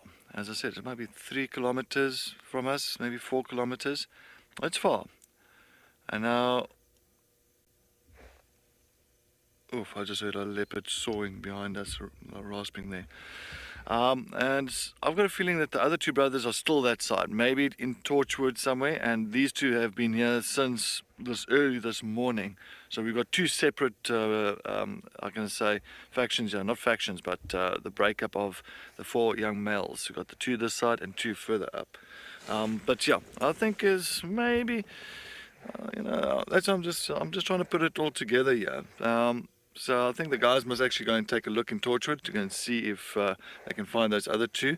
And we're going to stay here because I just heard a leopard busy rasping there, busy sawing, that hur, hur. Oh, at least I got that one right. And coming maybe towards this side. Oh, you know what, we should actually do the cut line.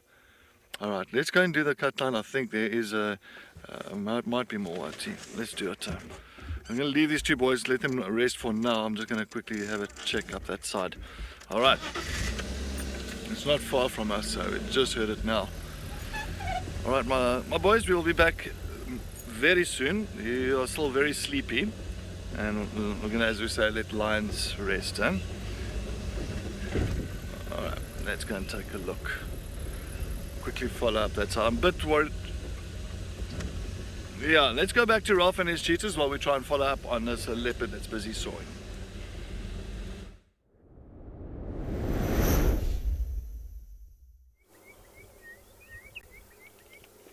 Well, good luck there, Cedric. We're sending you the luck of a climbing cheetah acting like a leopard in a tree. I'm sure you're going to find one. But for now, we've only got the number 1 who's still in the tree. The other 2 decided they're going to go down and lie in the grass just below it.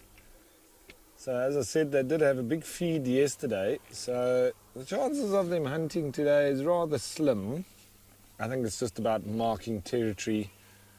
And you can see they are rather lazy. They didn't move very far from where they were initially seen. So that's what it's about. Digest the food and keep up all the communication that they're 3 boys and they own this spot.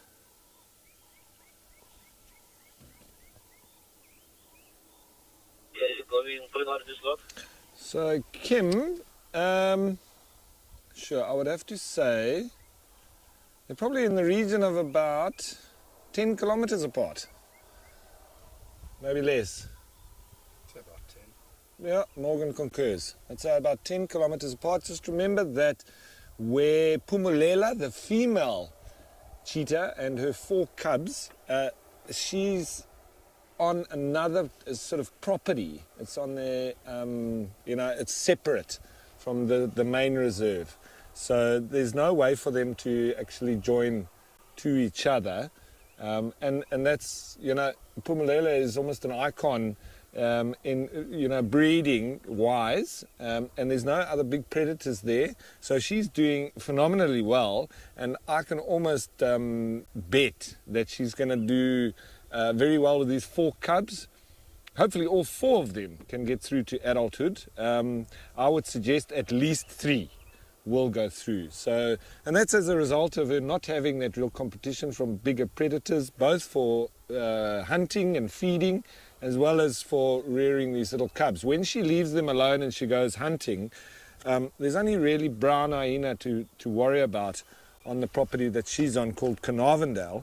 So there's not really that much threat for her. Whereas generally in the likes of, or the areas of like the Masai Mara or at Juma, it's mainly when the cheetah leave their cubs and go off to hunt that they get killed and found by lions and spotted hyenas and leopards as well, sometimes even wild dogs.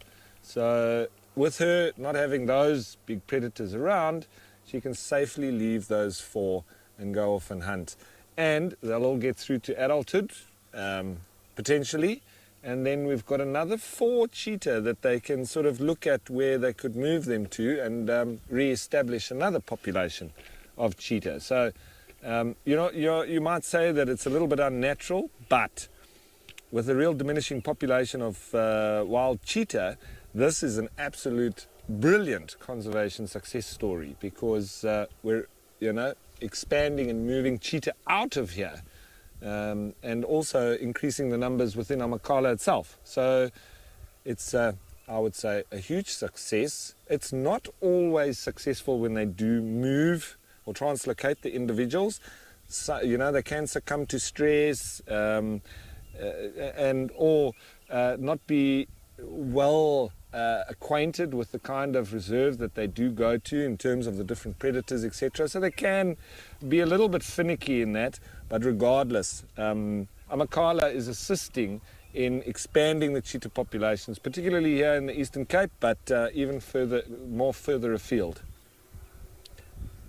So with that in mind, I would always like to say that we really need to, get behind Amakhala, particularly with the cheetah conservation that they are really working hard at.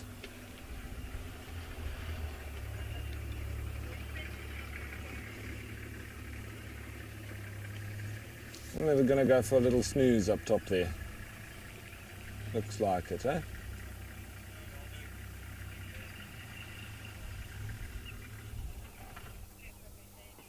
Gladys, I think so. I think so. That cats, they're not all good at it. The master is, of course, leopards, but I think tigers are also quite good at climbing trees. Cheetah and lions, they're not particularly well versed at it. They're not sort of as perfectly built for that particular function of climbing trees as leopards are. And, there can even be, I've seen where lions have literally hung themselves in trees because they fall through the branches, and if they land in a fork and their head gets stuck, and they can't get out of it, it can end up in them being killed. So, they climb high points to get a viewpoint as well as marking on it, because the higher the better. It sort of makes the animal seem bigger, I think. We see jackals and mongoose always trying to mark on the highest point that they can get to. And I think the animal coming to sniff that might think, ooh, that's a big animal that I'm smelling because it's very high. So I think it's a little bit of deception that they try to portray when they get up on, heightened spots and actually do their marking.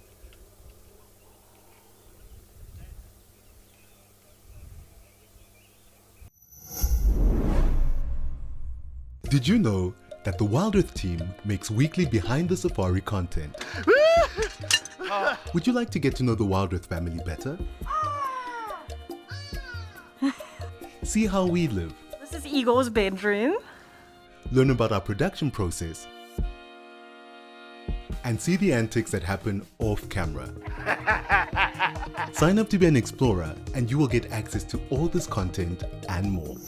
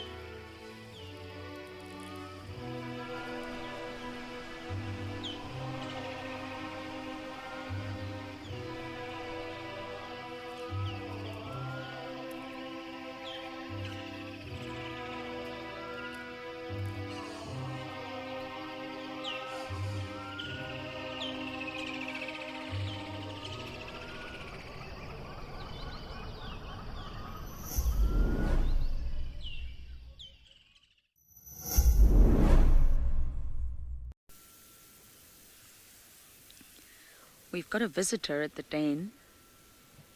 A youngster. I'm not quite sure who it is yet. I don't know if any of you will be able to see from that brief visual.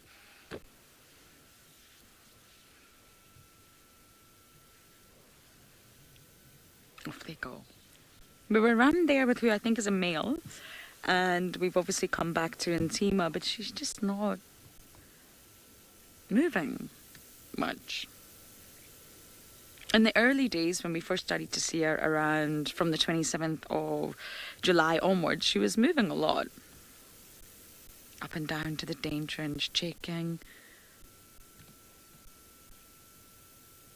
But really, she's just staying remarkably still.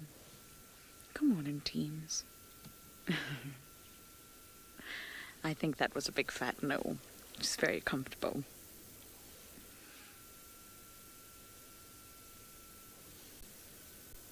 Look at that. Look at their claws, very blunt. comparison to the likes of leopards and lions, do a lot of walking. That keeps them sharp, but otherwise they're not protected. So hyenas don't use their claws when hunting. They use their power and their jaws, but definitely not their claws. Junebug's also not around, but I have a funny feeling June is just suckling him somewhere nearby. I'm pretty sure we saw her. I wonder if I just roll forward and I'll be able to see what that other youngster is up to. Okay, the car's not rolling. We just move a little bit.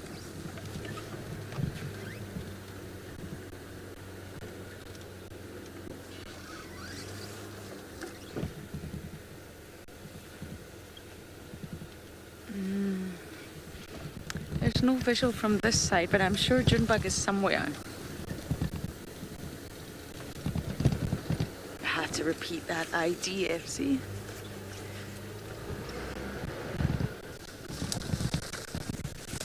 Ah, we're coming back.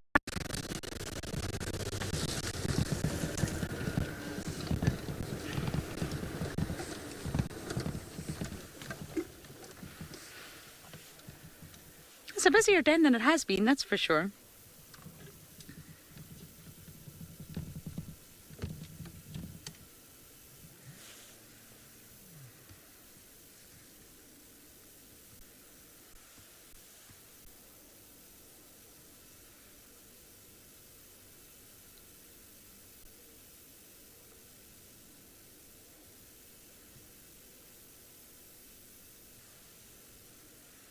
So Shreyas, you're saying that the youngster here is Spirit. Nice to see you at the den. This is the first time I've seen Spirit at the den.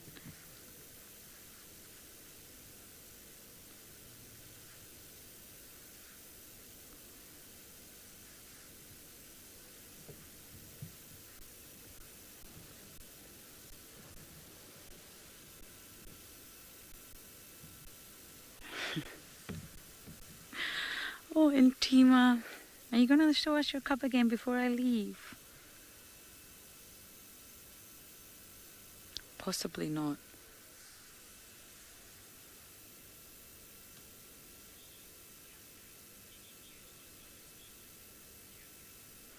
Ah, okay, so the male is Kaikau. Nice. I haven't seen Kaikau in a very long time. Okay, this den is starting to get a little bit busier in terms of other individuals that are visiting. Catherine, no news from my side on Masangita. Unfortunately. I know that Cedric saw her last on Taxton's Road, not looking too great. Obviously, it's quite a bad injury, but as I always say, hyenas are very resilient. So I'm not sure. But obviously we have the dam cam who IDs every hyena that walks past, and during the day if Cedric or I ever see a hyena that we can put on camera, we absolutely do, so that we can keep up with the clan.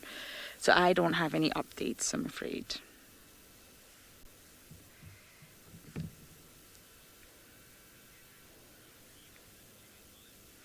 Oh, it appears that I'm not the only one on Juma with hyenas today.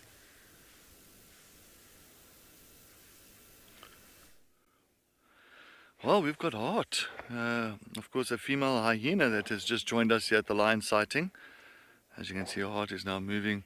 She's trying to figure out why are these guys here. I don't know if she's even seen the lions. And the lions haven't seen her. So everybody's very oblivious from one another. Look at that. There we go. Now she's finally seen it. And these lines are so flat, I don't even hear this hyena walking by. Oh, wait.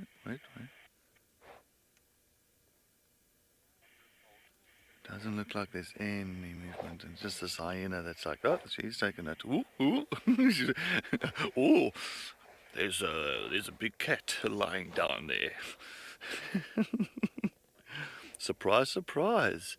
Hello, wakey. Yeah, I guess you just like realized, okay, well, hold on. How did I miss those two? I need to go get my eyes checked. Maybe I'll borrow Odie's glasses. But the lions are oblivious of this hyena's passing.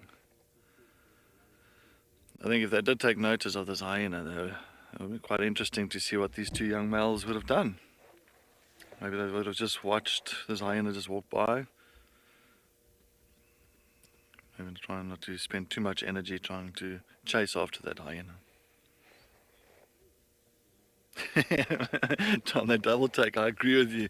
She's like, I see a lion. Is it really a lion? It is a lion. Yeah, no, Tom, that was quite funny. I enjoyed that. Enjoyed it. But it was strange. I mean, like, they are so much in the open. You would think that the hyena would have spotted them long time ago, like when she arrived, when she approached the airstrip. But yeah, clearly not. Well, at least Hart has managed to move away from this sighting without being chased away.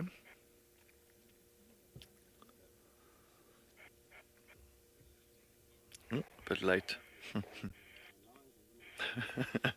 It was very difficult to say. I mean, that's what I was like. I would have loved to see what was going to happen. Each one's different, Yes, if it's a female with cubs or something and there's young males together in the pride, yeah, maybe they'll get a little bit of a game going and try and chase the hyena, but, I don't know.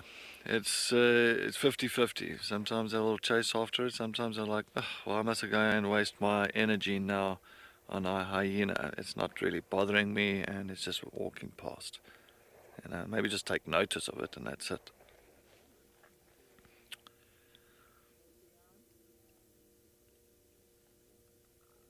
And clearly these two are enjoying this afternoon nap. I won't be surprised you'll find a little bit later on, once it starts getting a little bit darker, you'll start seeing a little bit of maybe contact calling. There you go, now I did it properly. That's the one I was looking for. Went through my library.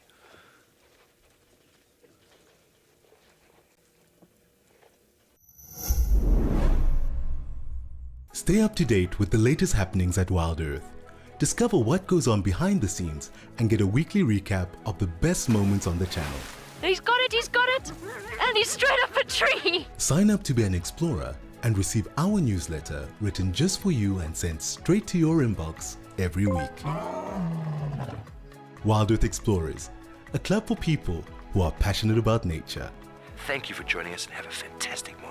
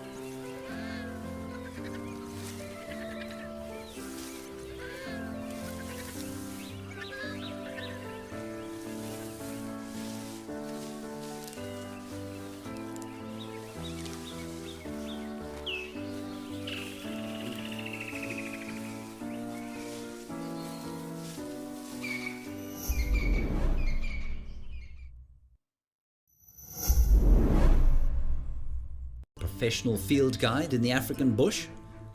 Eco Training's professional field guide course can make that dream a reality. This comprehensive program comprises approximately 5 months of theoretical and practical training in the African bush, with highly qualified instructors where participants will complete various certificate courses. You'll learn essential skills such as animal behavior, tracking and identification, as well as gaining in-depth knowledge of the African bush and its ecosystems, all while living in a real-life safari camp. But the learning doesn't stop there. Following the theoretical and practical training, students will embark on a placement program period of 5 to 6 months. During this time, you'll work alongside professional staff and management at a property, putting your newly acquired skills into practice and gaining substantial practical experience. You'll be fully prepared for a fulfilling and rewarding career as a professional field guide. Enroll today, locally or internationally. Take the first step towards your dream bushveld job today.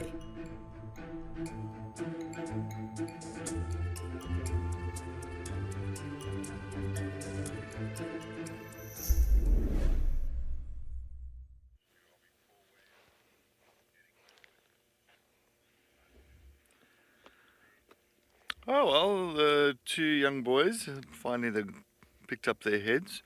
They did hear something that was further east from where we are, west from where we are.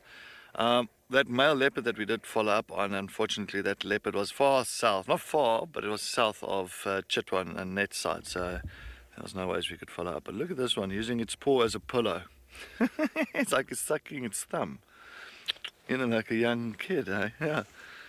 Hey. Oh, isn't that so adorable?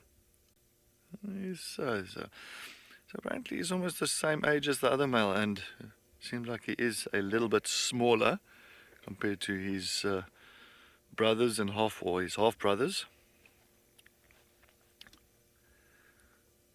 But you can see a nice little mohawk coming through. Nice mane around, and especially the one as well on the left, Archella's son. Nice and blonde, very light male.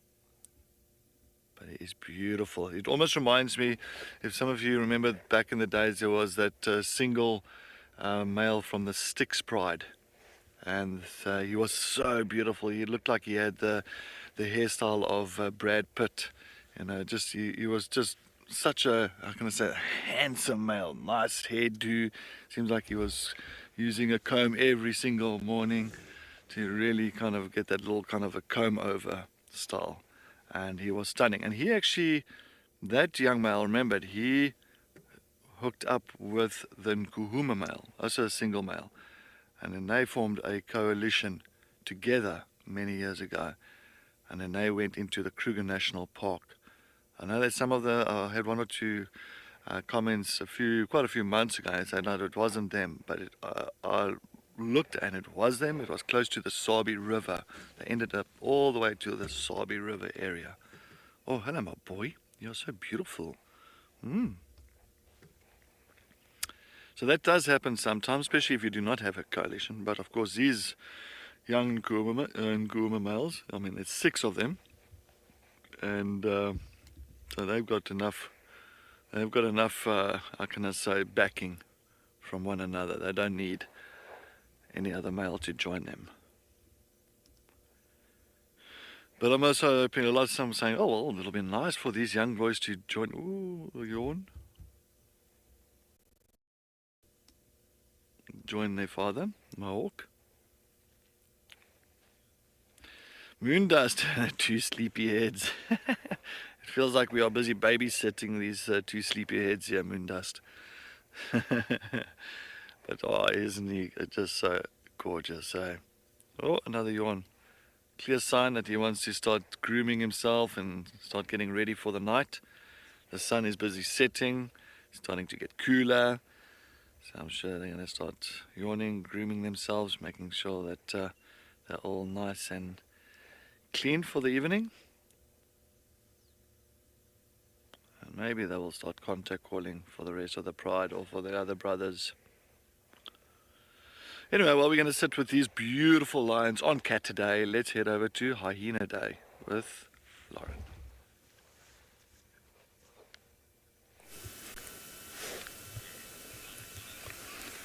We still have Junebug very much being security guard up here. And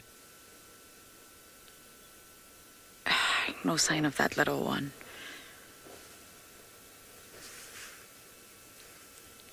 We definitely saw Ribbons and Gwazi and Shimbulu a lot earlier than this. I think the depth, I think it's quite steep, this entrance. I think it's deep and steep, if that makes sense. And I think that's one of the reasons we're not really getting the views that we hope for.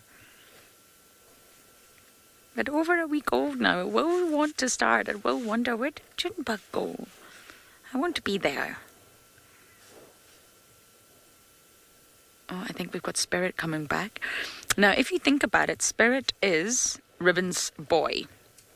So Spirit is Intima's brother from another litter. So the uncle of the cub. If that makes any sort of sense. Oh.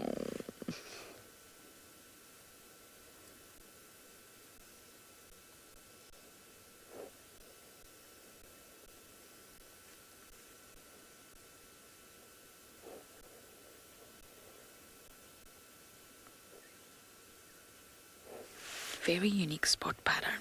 Look at that big sort of rectangle on the rib cage.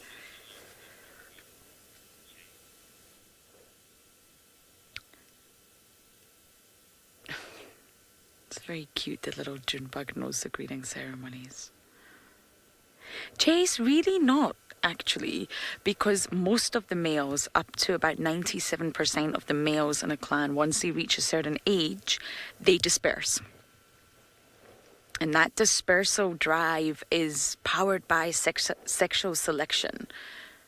Drive the males away in order for them to find a new gene pool, find a new clan, mate with females, improve their chances of actually getting to mate, because normally the natal females don't want to mate with them, and avoid inbreeding.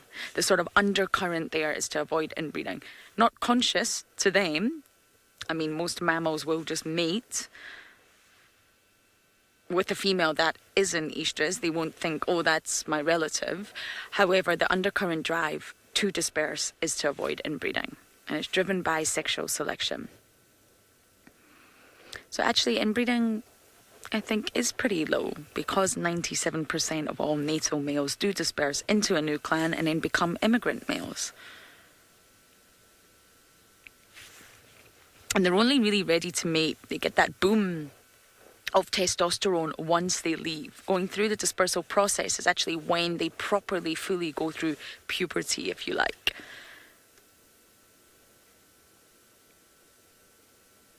Oh, Junebug, don't bite that.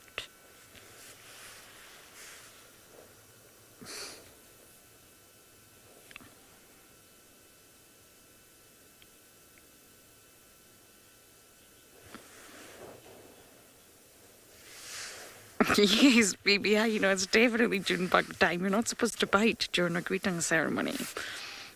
No. Anyway, luckily there was no force clamped down there.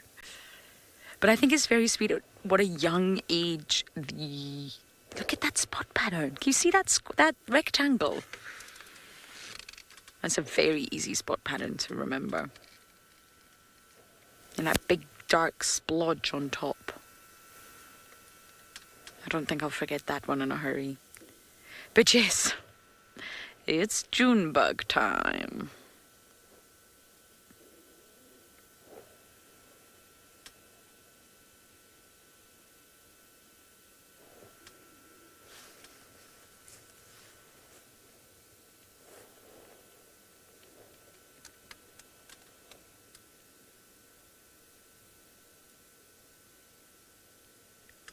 Being very well behaved and very cute.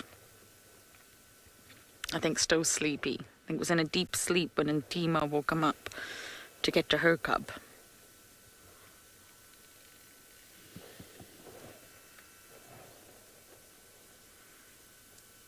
You're not going to greet the car because you normally do. You know, the life of a male hyena and female hyena, they're so different. They go on such different paths once they reach that age. And I think it's tough for both.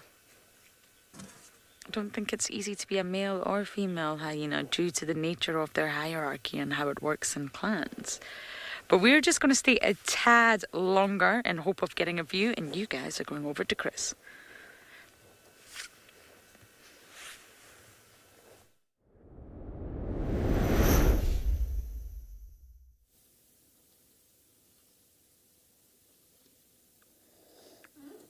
Right, we've managed to catch up with the herd of buffalo. They're all here at a small waterhole.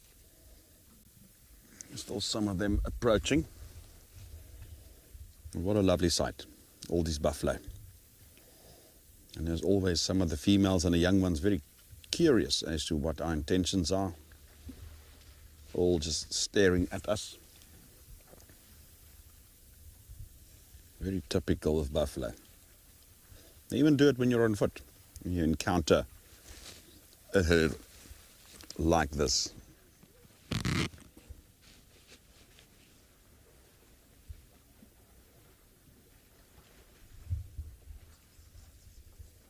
So these are all, most of the ones you see are mostly young ones.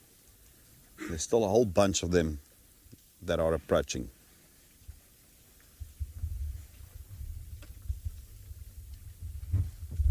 Can see over there.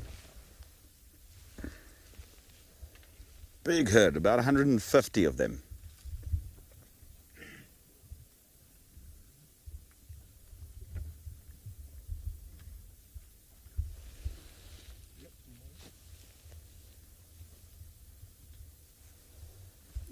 Indeed, Dale, intimidating wall of muscle and horns.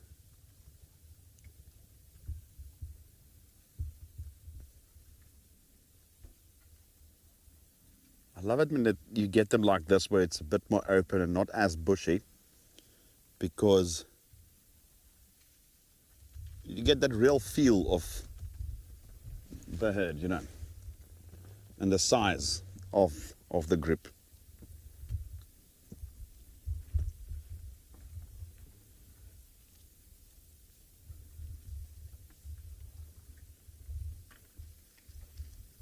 That's when the buffalo sighting really takes shape.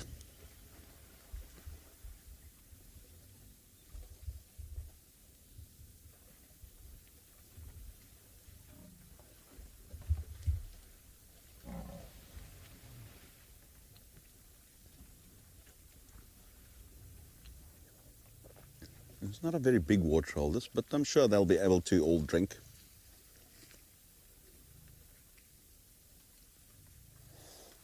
Valerie asking how does it feel to be on foot with a buffalo herd? Normally, it can be quite intimidating because they do exactly what they do here. They sit and stare at you, you get a bit of head shaking, and they often come towards you out of curiosity. And it's quite intimidating if you get a couple hundred buffalo towards you. But generally speaking, these herds are okay. You won't get this close to them on foot, they'll probably run. But they are, generally speaking, depending on the terrain, you can actually encounter them on foot. It's these old bulls.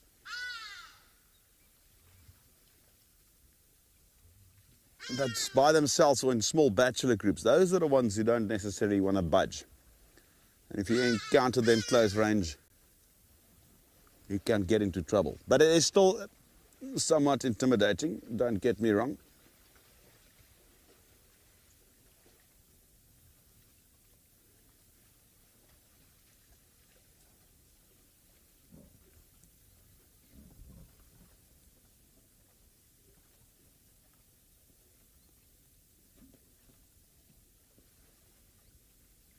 Should always regard buffalo, whether herd or not, they are still buffalo. And they are potentially dangerous creatures on foot.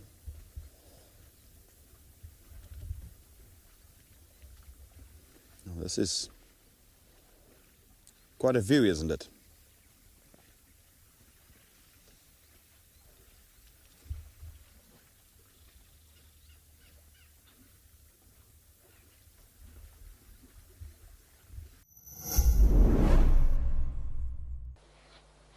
Welcome to Africam, your window to Africa's wild spaces. Immerse yourself in the captivating sights and sounds of nature. With our high-definition cameras, you'll feel like you're right there, in the heart of the action, where every moment is a surprise waiting to unfold. Join our global community of wildlife enthusiasts as we witness nature's drama unfold in real time.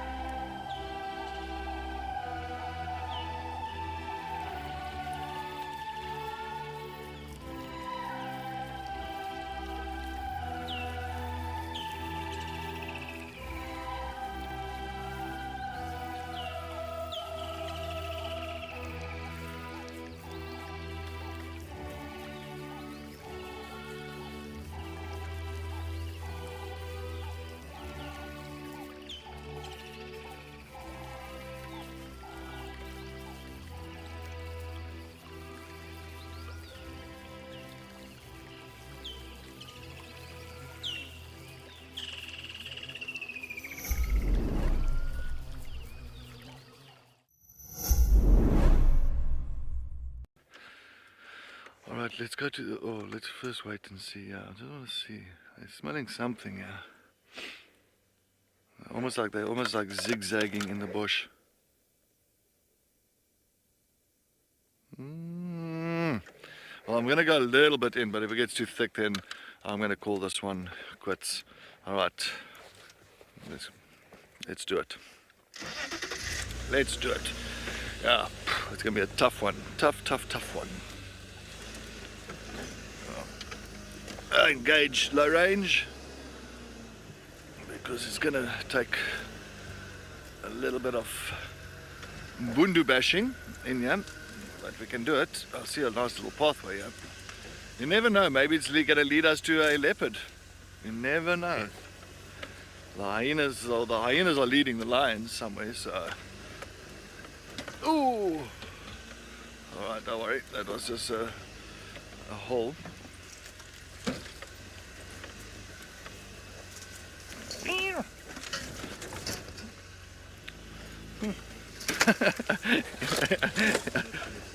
Yeah, hurting myself again. Why? Here's the right, yeah.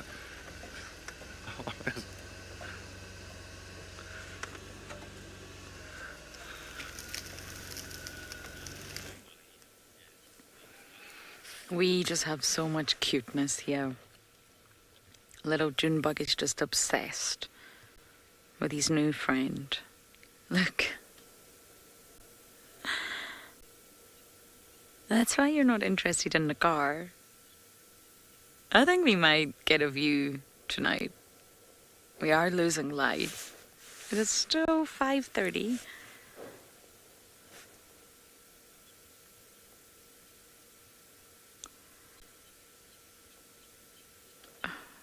Look Look at his spot pattern.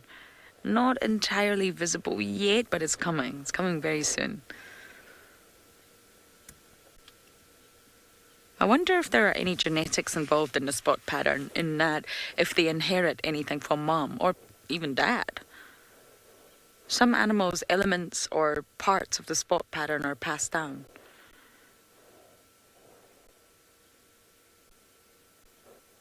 I don't think that's been studied in spotted hyenas, probably not.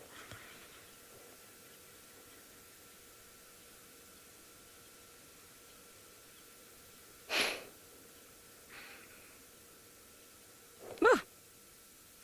What are you putting your tail up for?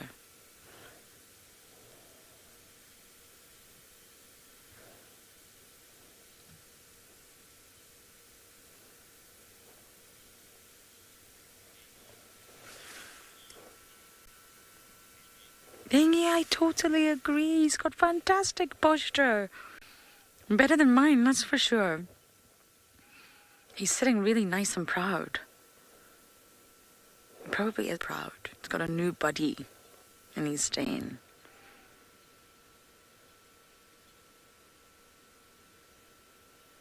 He's turning into quite the stunner. June really does produce good-looking cubs.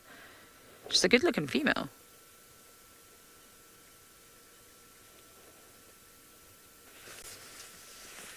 And I went through this earlier, but I'm not sure everyone would have heard this. But I went through the ages of most of the female adults. June is 8. Heart is 8. Tima's 6. Ribbon is 10. Corky is 14.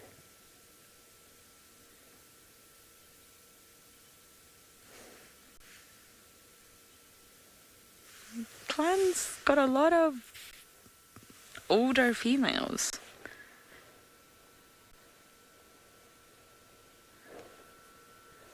I was really hoping Sutu would grow into the most beautiful young female hyena, but it seems like Sutu is possibly...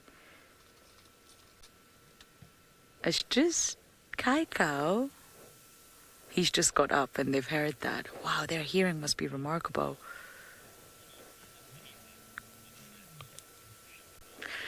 Chantel, Corky is amazing. They're all amazing, but Corks is old. I think Waffles made it past 15 in the Masai Mara. Here comes Kaiko.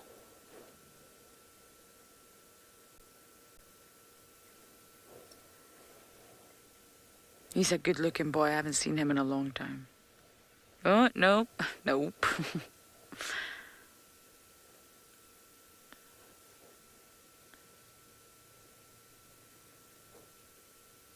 Did you see how they reacted? And all he did was stand up, but they heard that. Wow.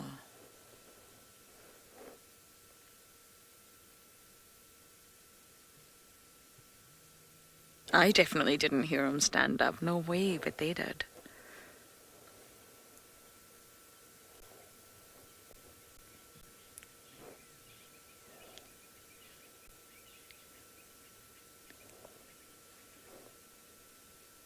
And Tima's quite a cautious female, I've noticed. She's probably been through a lot.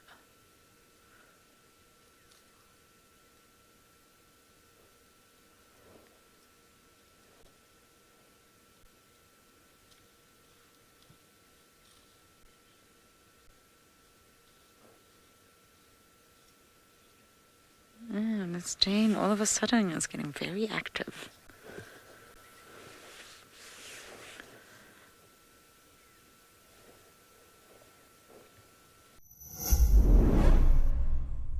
Chatting around a fire is an ancient practice that has connected humanity for centuries, and we want to keep it alive in our modern age.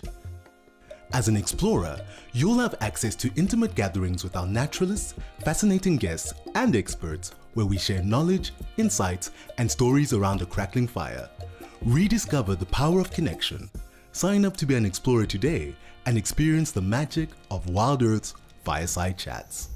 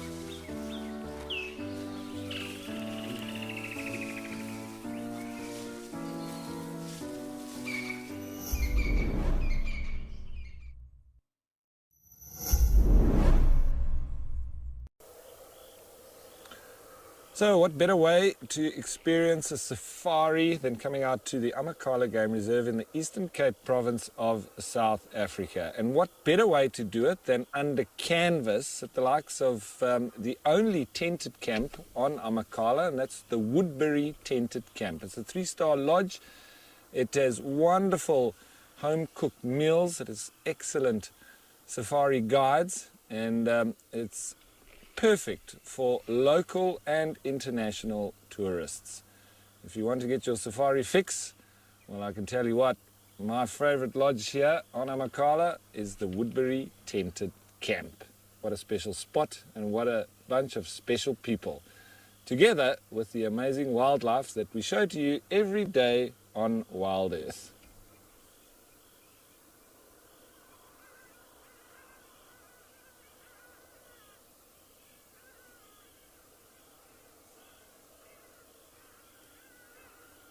Two safaris each day, just like we do, sunrise and sunset. And, well, we have all the wonderful characters that we've been showing you each and every day.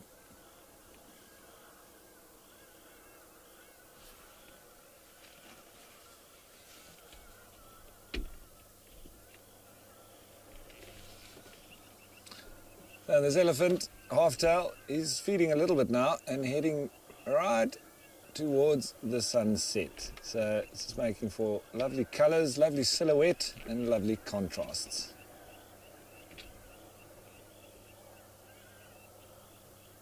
He's moving and feeding, moving and feeding. He's not really stationary, but he's not really mobile either.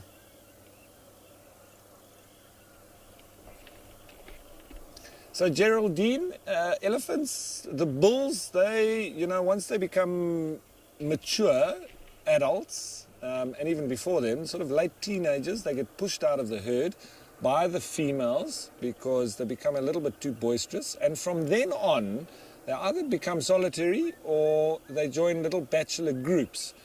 But it's not unusual to see bulls on their own. They pretty much only go in search of the breeding herds when they come into must, which is a period sort of every 2 to 3 weeks or so, and they then have a very high level of testosterone, so it makes them actively seek out the females. But in this instance, with this bull, he's probably learnt his lesson that he needs to keep his frustration under control, because if he goes seeking out the females now and the big bull collie is with them, he's probably going to lose his other tusk.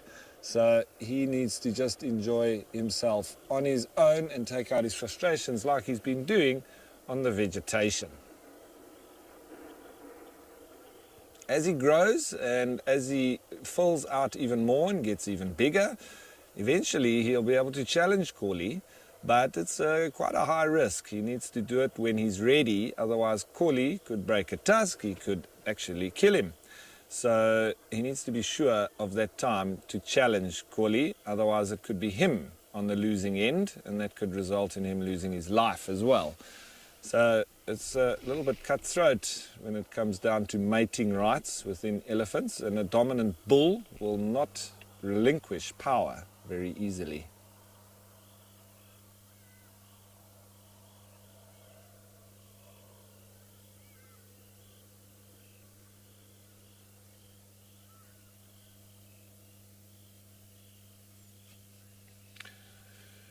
Bradley, it all depends on the particular temperament of the different elephants that you may encounter. Each individual elephant has its own personality, and it's got its own body clock as well, and a sort of cycle. So an elephant that is in must, generally we would say you don't want to get very close to at all. And if they start approaching you and you've identified that they are in must, usually with very wet in between the back legs is the true giveaway. Yes, they will leak from the temporal gland as well, but they can leak from that temporal gland just behind the eye, even when they're not in must. It might be very hot that day, they might be very tired, or they're thirsty or whatever. They can, start to leak from that temporal gland at any time. But when they are in must, it normally does also leak, so it's a sort of crying down behind the eye. But that giveaway is the wet between the legs. And those elephants you want to avoid because they can cause trouble. But a bull elephant that's not in must is probably the best viewing elephant around. Happy-go-lucky, and you can get within close proximity, but it's never advised to get within sort of arm's reach of them. Sometimes you get stuck in situations where you don't or you aren't able to get out the way, and then you just need to be very quiet, very respectful, and let the elephant come right past you. So obviously, having done this for many, many years, I've had extremely close encounters, but I don't advise novices to go seeking out elephants and going into close proximity. Whether it's on foot or by vehicle, you're going to get yourself in trouble. And that's why it's also important that if you do go into areas, the first or best way to do it is with a qualified, experienced guide, such as the guides that we have here on the Amakhala Game Reserve, or if you go and do it on a self-drive vehicle. It's good that you're watching WildEarth, because you can pick up all the tips and tricks that us as the naturalists pass on. So always just good to err on the side of safety. And with that, our elephant now is walking off into the distance, into the sunset, and I'm going to head you in the opposite direction, all the way up to Cedric.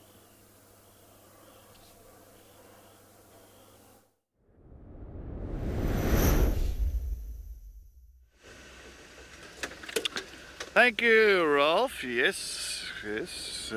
Always give animals their personal space. I fully agree with that. Especially buffalo.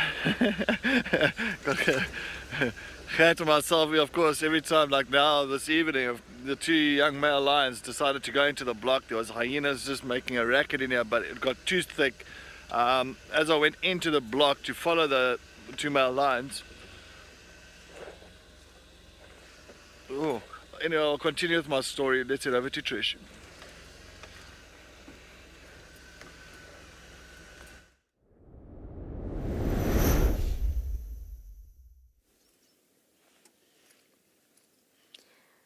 I think this is a pale chanting goshawk. It's just landed down on the ground now. we're watching it from afar, and I'm actually so glad that we managed to get this close-up, or closer view rather, because it flew away and we're like, oh no. Always happens when the birds hear Jarrett's comms. But this time, this pale chanting goshawk landed down here, and it looks like it's trying to find something. I wonder if it saw potential prey just in that brush there. I mean, if you were a small mammal, that would be a great place to run into. Some fallen over sickle bush, nobody's gonna get in there.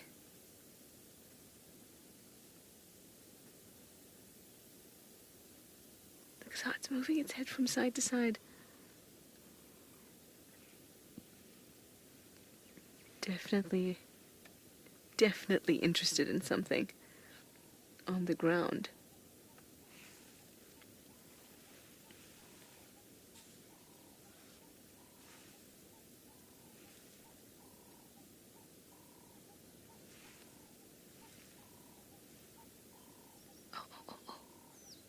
And off it's gone.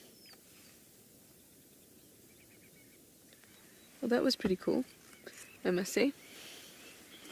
Probably my best probably my best goshawk sighting ever. Tamsin, was it Tamsin or Tamrin? Jarrett will help me out so I can say your name correctly in a moment. Said it's always cool to see a raptor on the ground. Tamsin. There we go. It is. It's always cool to see a raptor on the ground. You get to see a different side of them in a way. You know, they're moving around, and if you saw the way it's moving its head, like, very curiously, and they do that so that they can get a very better view of a particular object. But it's, you know, it's not just seeing a bird perched, but you're actually seeing it active and doing something on the ground as well, and with that red sand in the background. Beautiful. So we had a little bit of a sit down by the leopardess's den. Again, couldn't see her, but a kudu was alarm calling, so she's there somewhere. She's just not coming into view.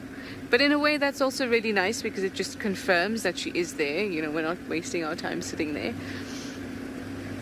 So she is there. Kudu confirmed it, but she has not made an appearance for us, at least, yet. So now I was hoping to find some elephants in the nice setting sunlight, which is very soon going to be completely gone.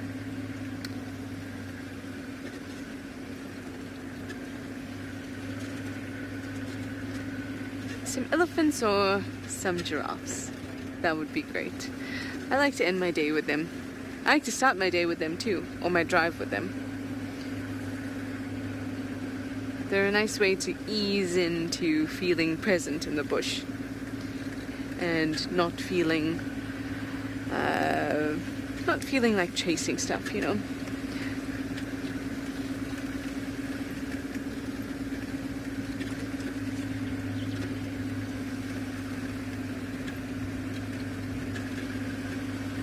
As for cheetah mum and cubs, we'll have to try again tomorrow. The time is up.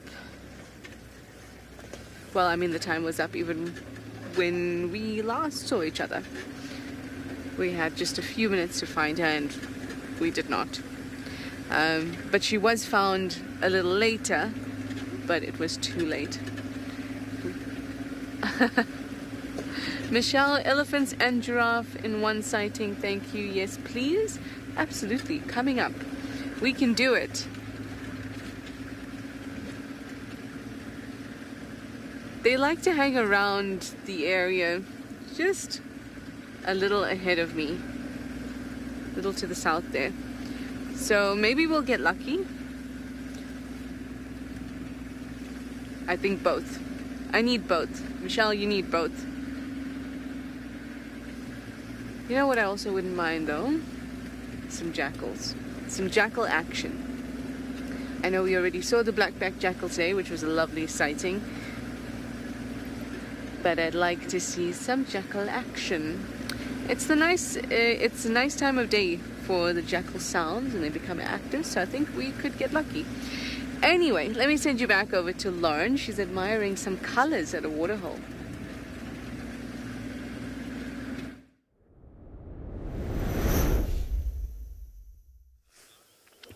We left the hyena den. It's getting too dark. It's not responsible or nice to be at a den when it's dark. And we've come to Treehouse Dam. And it's just beautiful. Dramatic skies, pastel colours. It's been one of those afternoons where I think we should all just take a moment. You never know what we might hear. Tlalamba was around here earlier.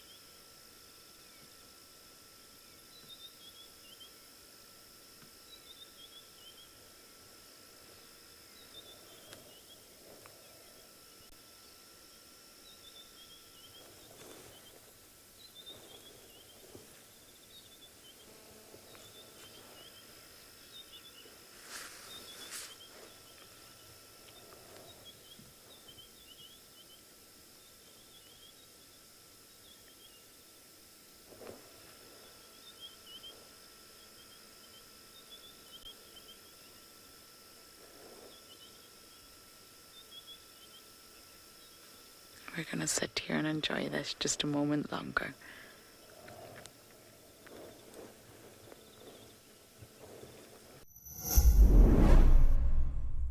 Hi, my name is Claire.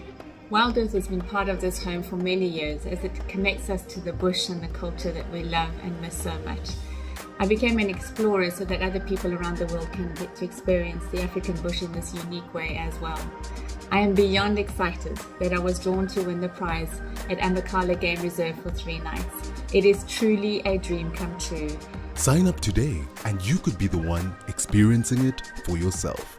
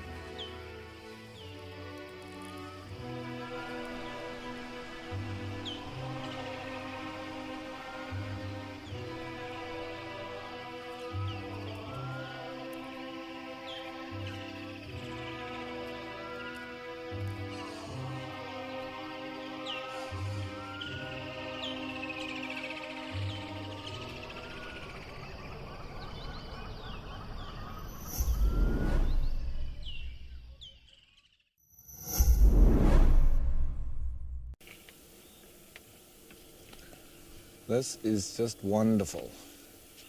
Having a breeding herd, they're all around us now. Happily feeding, nice and calm. except for the bit of a fright they got from the impala. Not too bothered. Female approaching us now. Hello, girl.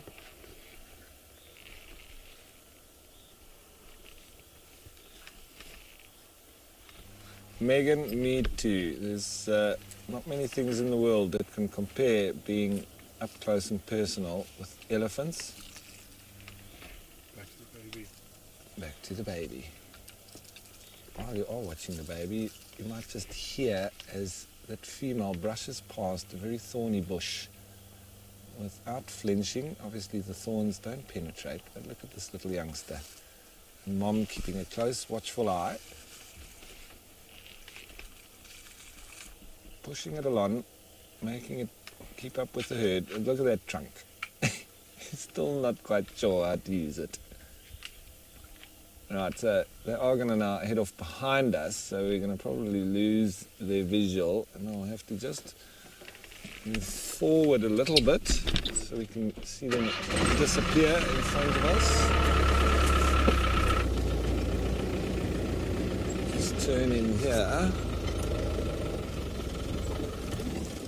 I've got another view on them, and a nice pink sky. Righty, so with that wonderful, wonderful close-up sighting, seems we're not the only one with elephants.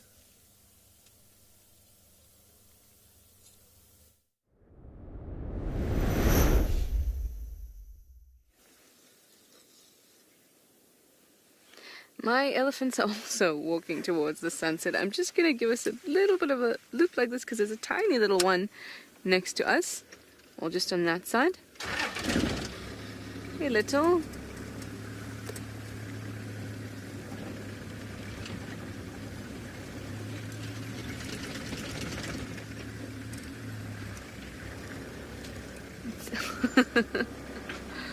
Little's playing games with us.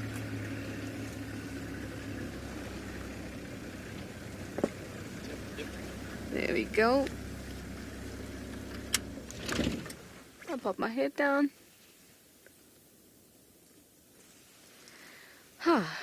That's a way to end a game drive.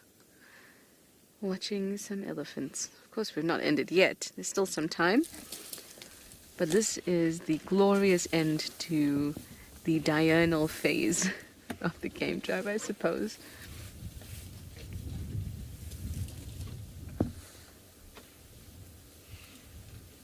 There's that little chonker at the back there.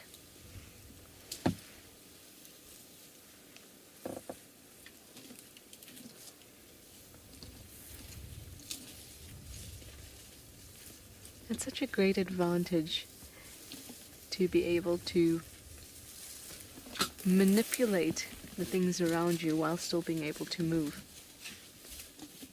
Something that no other animal can do besides us.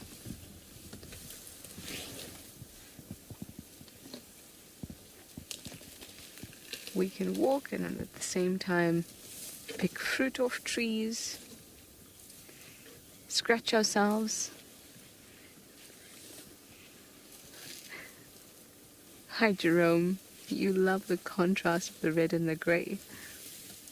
They really are very red. This little baby has been, I think it's been rolling around in this area. He or she is very, very, very red.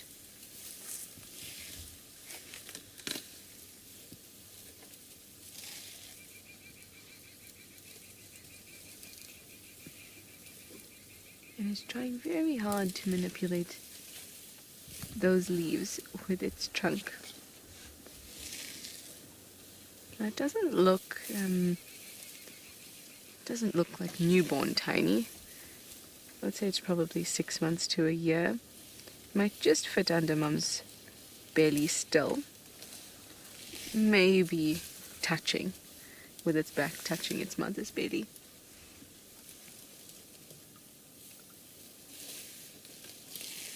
A general rule is that if the calf can pass under the mother, then it's under a year. But like with humans, some babies are bigger than others, some are smaller, some are taller, shorter, etc. So that's why I say, generally speaking, it's not a rule.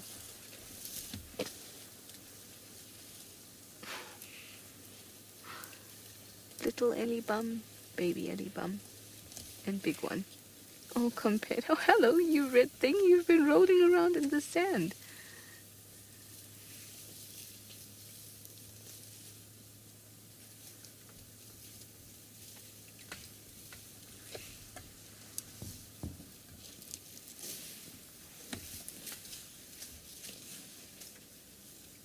They're so relaxed. They left this baby. Oh, sorry, let me turn that game drive radio off. They left this baby on this side of the road with us, even as the others crossed. Samantha, you say a whittle wed Ellie. Looks like a cartoon. It does look like a cartoon. Yes, hello. I like when they wave at you with their trunk. I don't know if that's what they're doing. They're just smelling in our direction, but it looks like a little one is waving at us. With its trunk, and off it goes.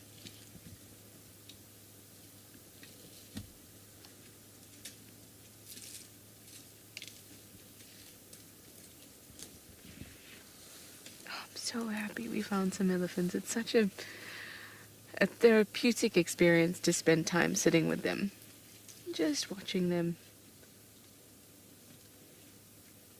Sometimes they look at you or gesture towards you.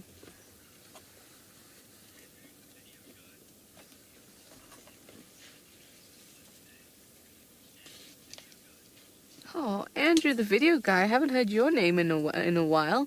Hello. You say that this beautiful sunset can bring such peace. It really does. Not just the sunset, the scene as well, right? The quiet is settling over the bush.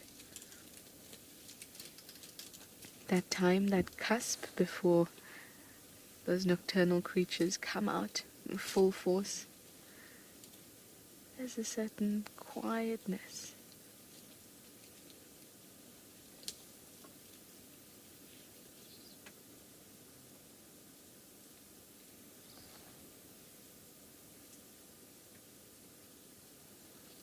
So peaceful.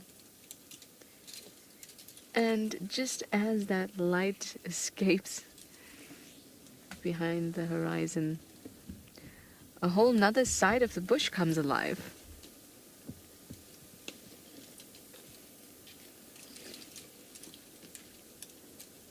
But for elephants, I mean, we were speaking about elephants and their sleep patterns and how they sleep very little, about 1 to 2 hours a day. For elephants, even though they are a diurnal animal, in that they are most active during the day, and the majority of their adaptations are suited to being active during the day, you wouldn't say they're strictly diurnal, because they are feeding throughout the night, constantly moving. It's as if elephants just don't stop. That's also one of the reasons I enjoy my sightings with them. Because they're always doing something, whether they're flapping their ears, giving themselves a scratch, being curious about something, relaxing, whatever it is, they're always a little bit active, and I love that about them.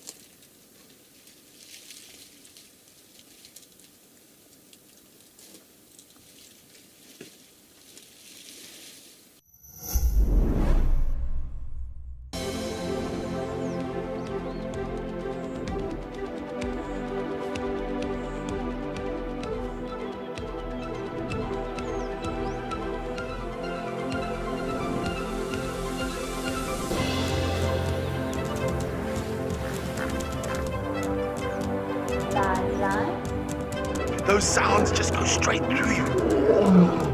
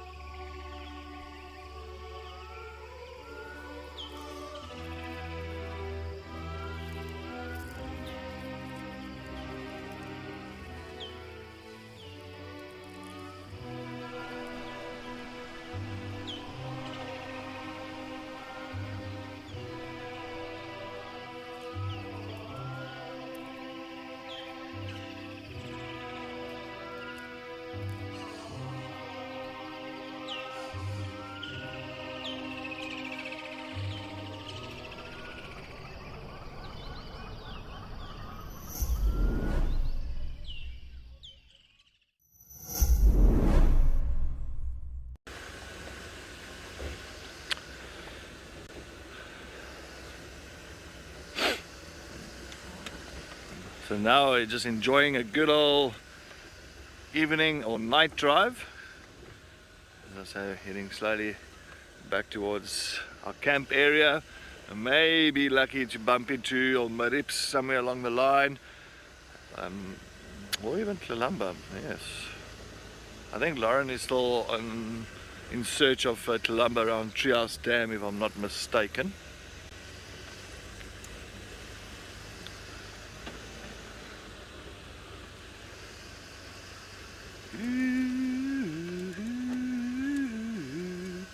Alright, let's go into this dip.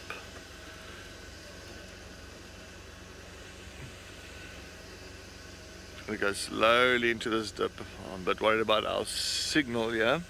I know this dip signal sometimes becomes a little bit of a problem, but let's see. Let's see. Oh, I think I saw something there.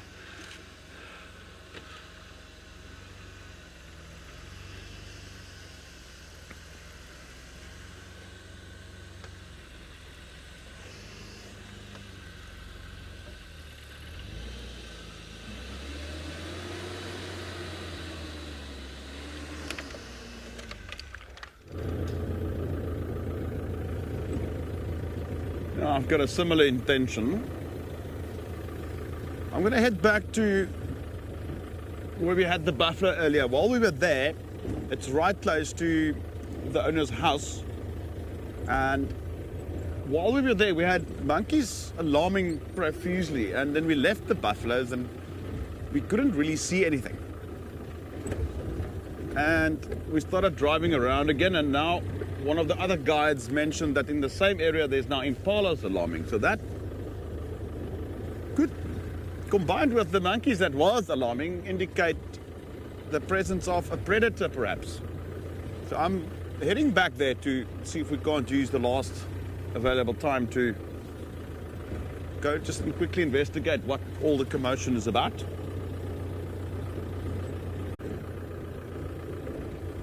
Yeah, we're still some time from there. I do not have a lot of opportunity in terms of time. I can also only drive so fast, you know what I mean? Especially at night here. You don't want to be driving too fast. There's just too many elephants and you won't see them. Elephants, even with a light, you can drive up right to them before you can actually see them.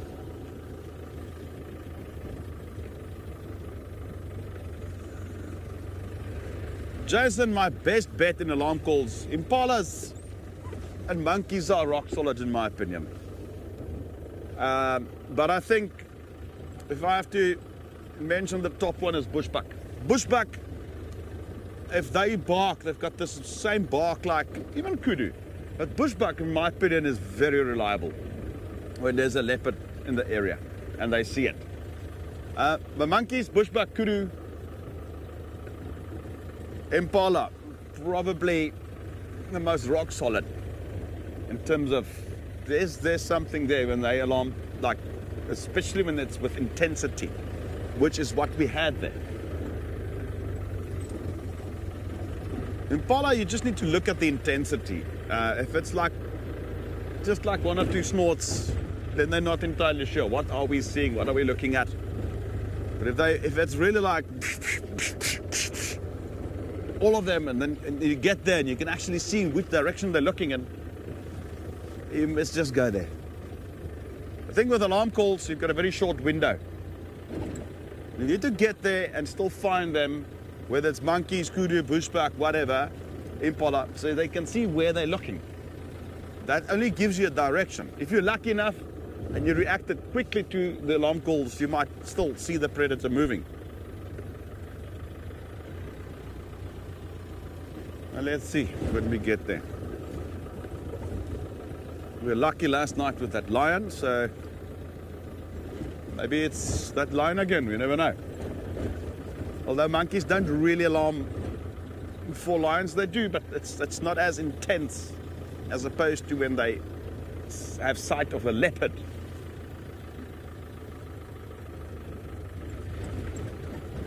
Okay, I'm gonna move quickly to get to that area. Let's, in the meantime, check in with Lauren.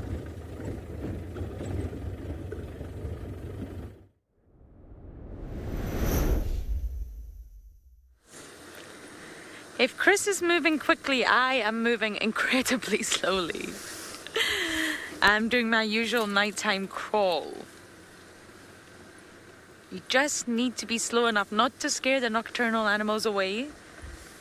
And also look in every tree. There'll be little birds that are hunkered down, insects that are just waiting out the night until the sun shines again in the morning. So the slower you go, the more you can see, really. Zooming around at night time, unless you have a goal, is not worth it in my opinion. I'm a bit sad we had no luck with those honey badgers. We really tried. I was very focused on staring into the thicket to just find the slightest bit of movement. Oh, we didn't get lucky. But at least we saw some activity at the den. Junebug being very regal up there and very dominant with his little tail. Spirit, Kai Cow, and very sleepy Intima. She's taking these motherly duties very seriously.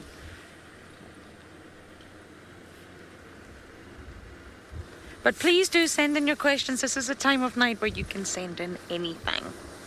If we can't find animals, we'll answer anything. Ah, okay, maybe not that one. Victor, oh,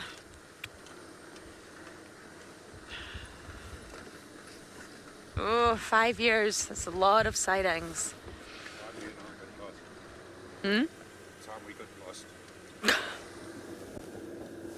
Okay, that is true, Victor, but I don't think it's actually what you want to hear, Victor, but it's very memorable. Owen and I, was it the Inkahumas, Owen? I think it was. We followed the Inkahumas deep into the block at night time. We were filming in night like we are now in infrared. We also had thermal cameras back in the day. And we followed them deep into a block. And obviously I'm very much concentrating on the road ahead because there are holes, stumps, branches, trees, all sorts of things that you've got to look out for. Owen is very much concentrating on the camera and everything that he's got to take care of. So by the time the show wrapped, I said, Owen, where are we? Owen said, I don't know. We were deep in a block, totally lost, pitch black. And on the other vehicle, it was Tristan and Davy, the terrible twosome. And I did not want to ask them for help. Not Tristan and Davy. So Owen and I decided to just try and get out. Took a very long time, and eventually we were able to see the lights of camp. So we were able to navigate, are we facing north, south, east or west? It's hard at night. And it took us a long time to extract ourselves and get home. And then of course Tristan and Davy said, where have you guys been? Nowhere, we were just taking a slow casual bumble home. We were very lost, Victor. But I don't think that's really what you wanted to hear. But it's a very memorable moment with Owen. I've had quite a few moments with Owen. Davy and I really did have an incredible honey badger sighting on that junction, Gowrie Main Cheetah Cut Line. It's quite a prominent junction. And the honey badger was right in front of the car just digging for maybe 20 plus minutes. That was remarkable.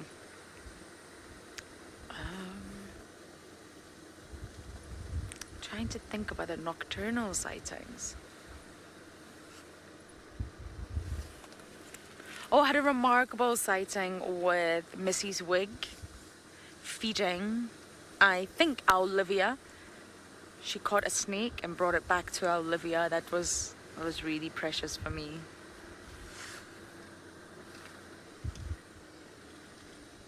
I can't even think, Victor. There has been so many. We used to do a lot of filming at night, and as I mentioned, we had that thermal camera, so it produced a really colourful picture based on heat. So it'd be blue and purple for cold and pink and yellow for warm. It was very fun using that camera. And we actually used to do thermal droning in the middle of the night. We had a lion hunt on the drone. We had Tingana who took down a male in Yala. That's a lot of sightings.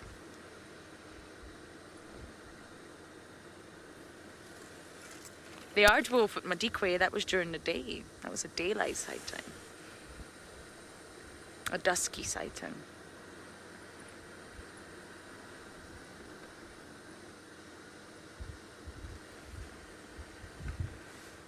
It's really tough when you get asked, what's your favorite sighting? Because there has just been so many years jam-packed full of incredible moments.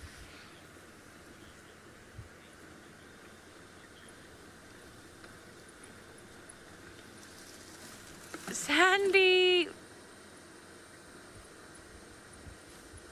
No. No, I'm not. When we had the old team here back in the day, we had a running club. We all used to go running. And I could never keep up with the boys, but we had a real fit team. And Stefan Winterbauer, many of you know, he used to come down and get me. Lauren, we're going running. And oh my goodness, do not go running with Steph, ever. Just don't do it. I said, Steph, I can't keep up with you. I've got really small legs. Come. He would have you around the whole reserve. So he's Filman's cut line, Filman's dip. He'll take you for kilometers. But I just go a short run around quarantine. And no, I'm not. It's the one thing that makes me so unbelievably happy out here. Obviously, we're very cautious. We check the area before we go. We make sure we know what's happening out there. Have had a few moments, but oh, I'm not. We are very conscious. Never wear earphones. I don't wear my sunglasses. I wear a cap, obviously, but always make sure your senses are completely switched on and you're not listening to Rihanna's newest track, la la la la la, around quarantine. It's not a good idea. It's my most favorite thing in the world, running around quarantine.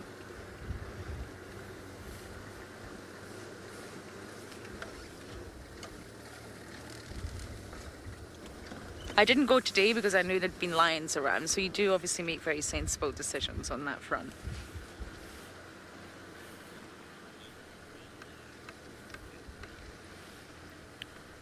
Kathy Lee, you're asking, do I remember my first live sighting? Just want to check I got that right.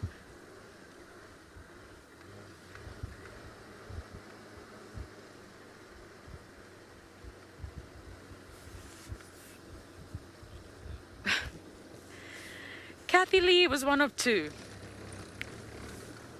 And both are equally hilarious because it's typical. You've got James Hendry on the back. You're new, everything's new, although we had been in training for months. My training period was 6 months, very long time. And wild dogs. Wild dogs. Why did it have to be wild dogs? Wild dogs were called in on the dam cam. Boom, we went there. I kept stalling the car and it was just chaos, as every wild dog sighting is. Second one was also extremely difficult. I can't remember which one came first, but it was Hosanna, our male leopard, who had caught an impala lamb and was doing that thing that's quite typical with the big cats where they don't kill the lamb straight away. And I still don't understand the true nature of that. They seem to play with it for a long time. I'm a big softie, very emotional. I found that really difficult to deal with. And towards the end of the sighting, Mom was there watching the whole thing. The lamb kept trying to get to Mom. Hosanna just yeah, so I started with a bang, Kathy Lee. A big bang. No quiet drives for me. Yeah, and it's been quite the journey to get to where I am now. And that's life, isn't it? A journey. Gotta start somewhere. But I was trained by the absolute best. A lot of people in the WildEarth team gave a lot of time and effort to me. Jamie Patterson, Stefan, James. They all really made sure we were gonna turn into great naturalists. Those days feel like a very long time ago. But yes, I remember all the sightings. You even remember where your cameraman is because it's such a moment that you both share. It's not just me out here. I'm not this just single unit. I'm with Owen, who films everything and listens for me, tracks for me, helps you find animals. They're very much into it as well. It's a team effort, even though you only see Owen's cheesy thumb. It's very much the two of us out here.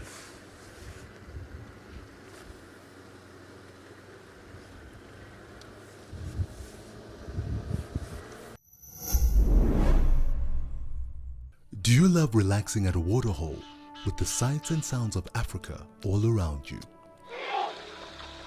Well, we have some really exciting news for you. From August 1st, Africam is joining forces with WildEarth to bring the majesty of Africa right into your living room with 9 incredible new waterhole cameras from across South Africa and Kenya. Get ready to embark on a new journey. This is Live at the Waterhole.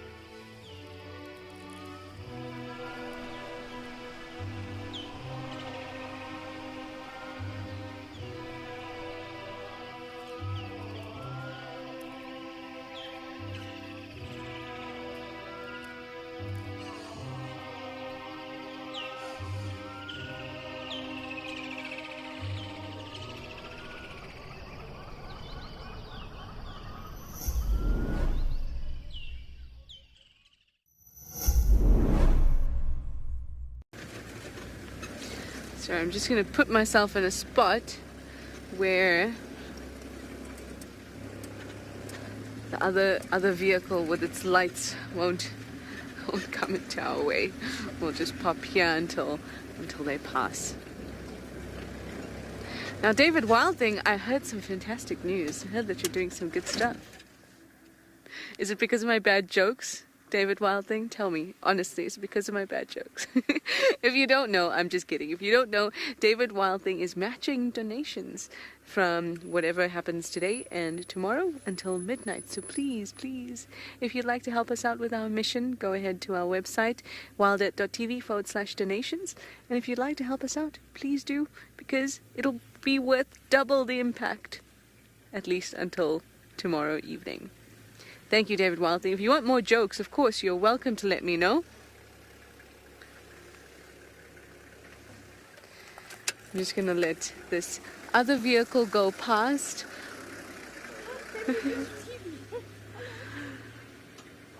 Yes, there's always those people, aren't there? Don't be those people when you come out to the reserve, please. Thank you.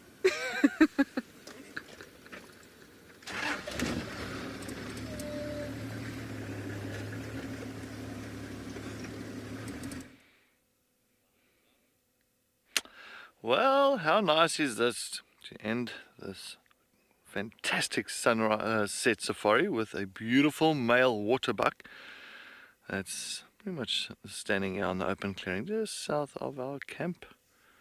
Isn't he stunning? You can see just ruminating away there, big beautiful recurved horns. And I looked around, but he's all by himself. There's no other individuals around here. But sometimes the male waterbucks, they will move solitary until they've got a harem, or you'll find the younger boys, they will join other males to create a nice little bachelor herd. But he's not too far from the Gurry Dam. Yum, yum, yum, yum. Chewing away. And of course, a waterbuck here in the Sabi Sand is the Sabi Sand emblem. So that is, the Sabi Sand emblem. Oh, what do you hear, my boy? What do you hear?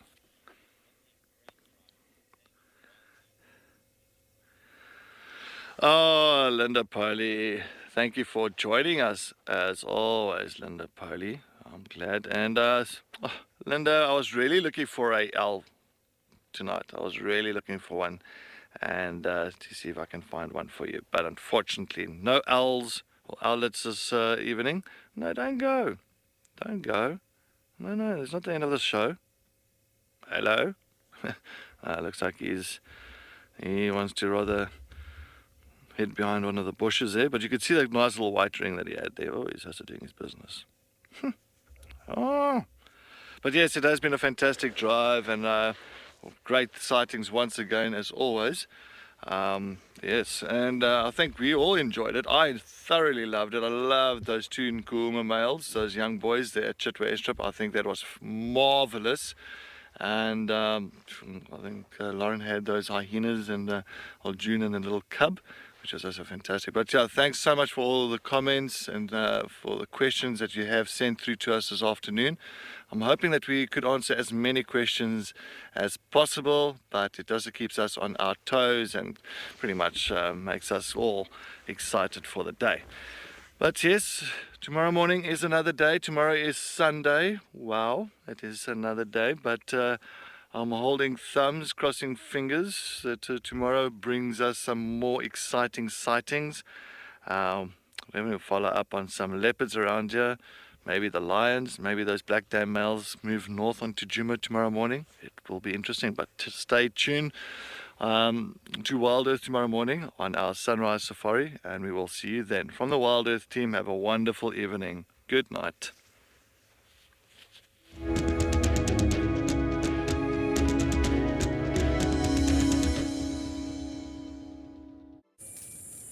This program features live coverage of an African safari and may include animal kills and carcasses. Viewer discretion is advised.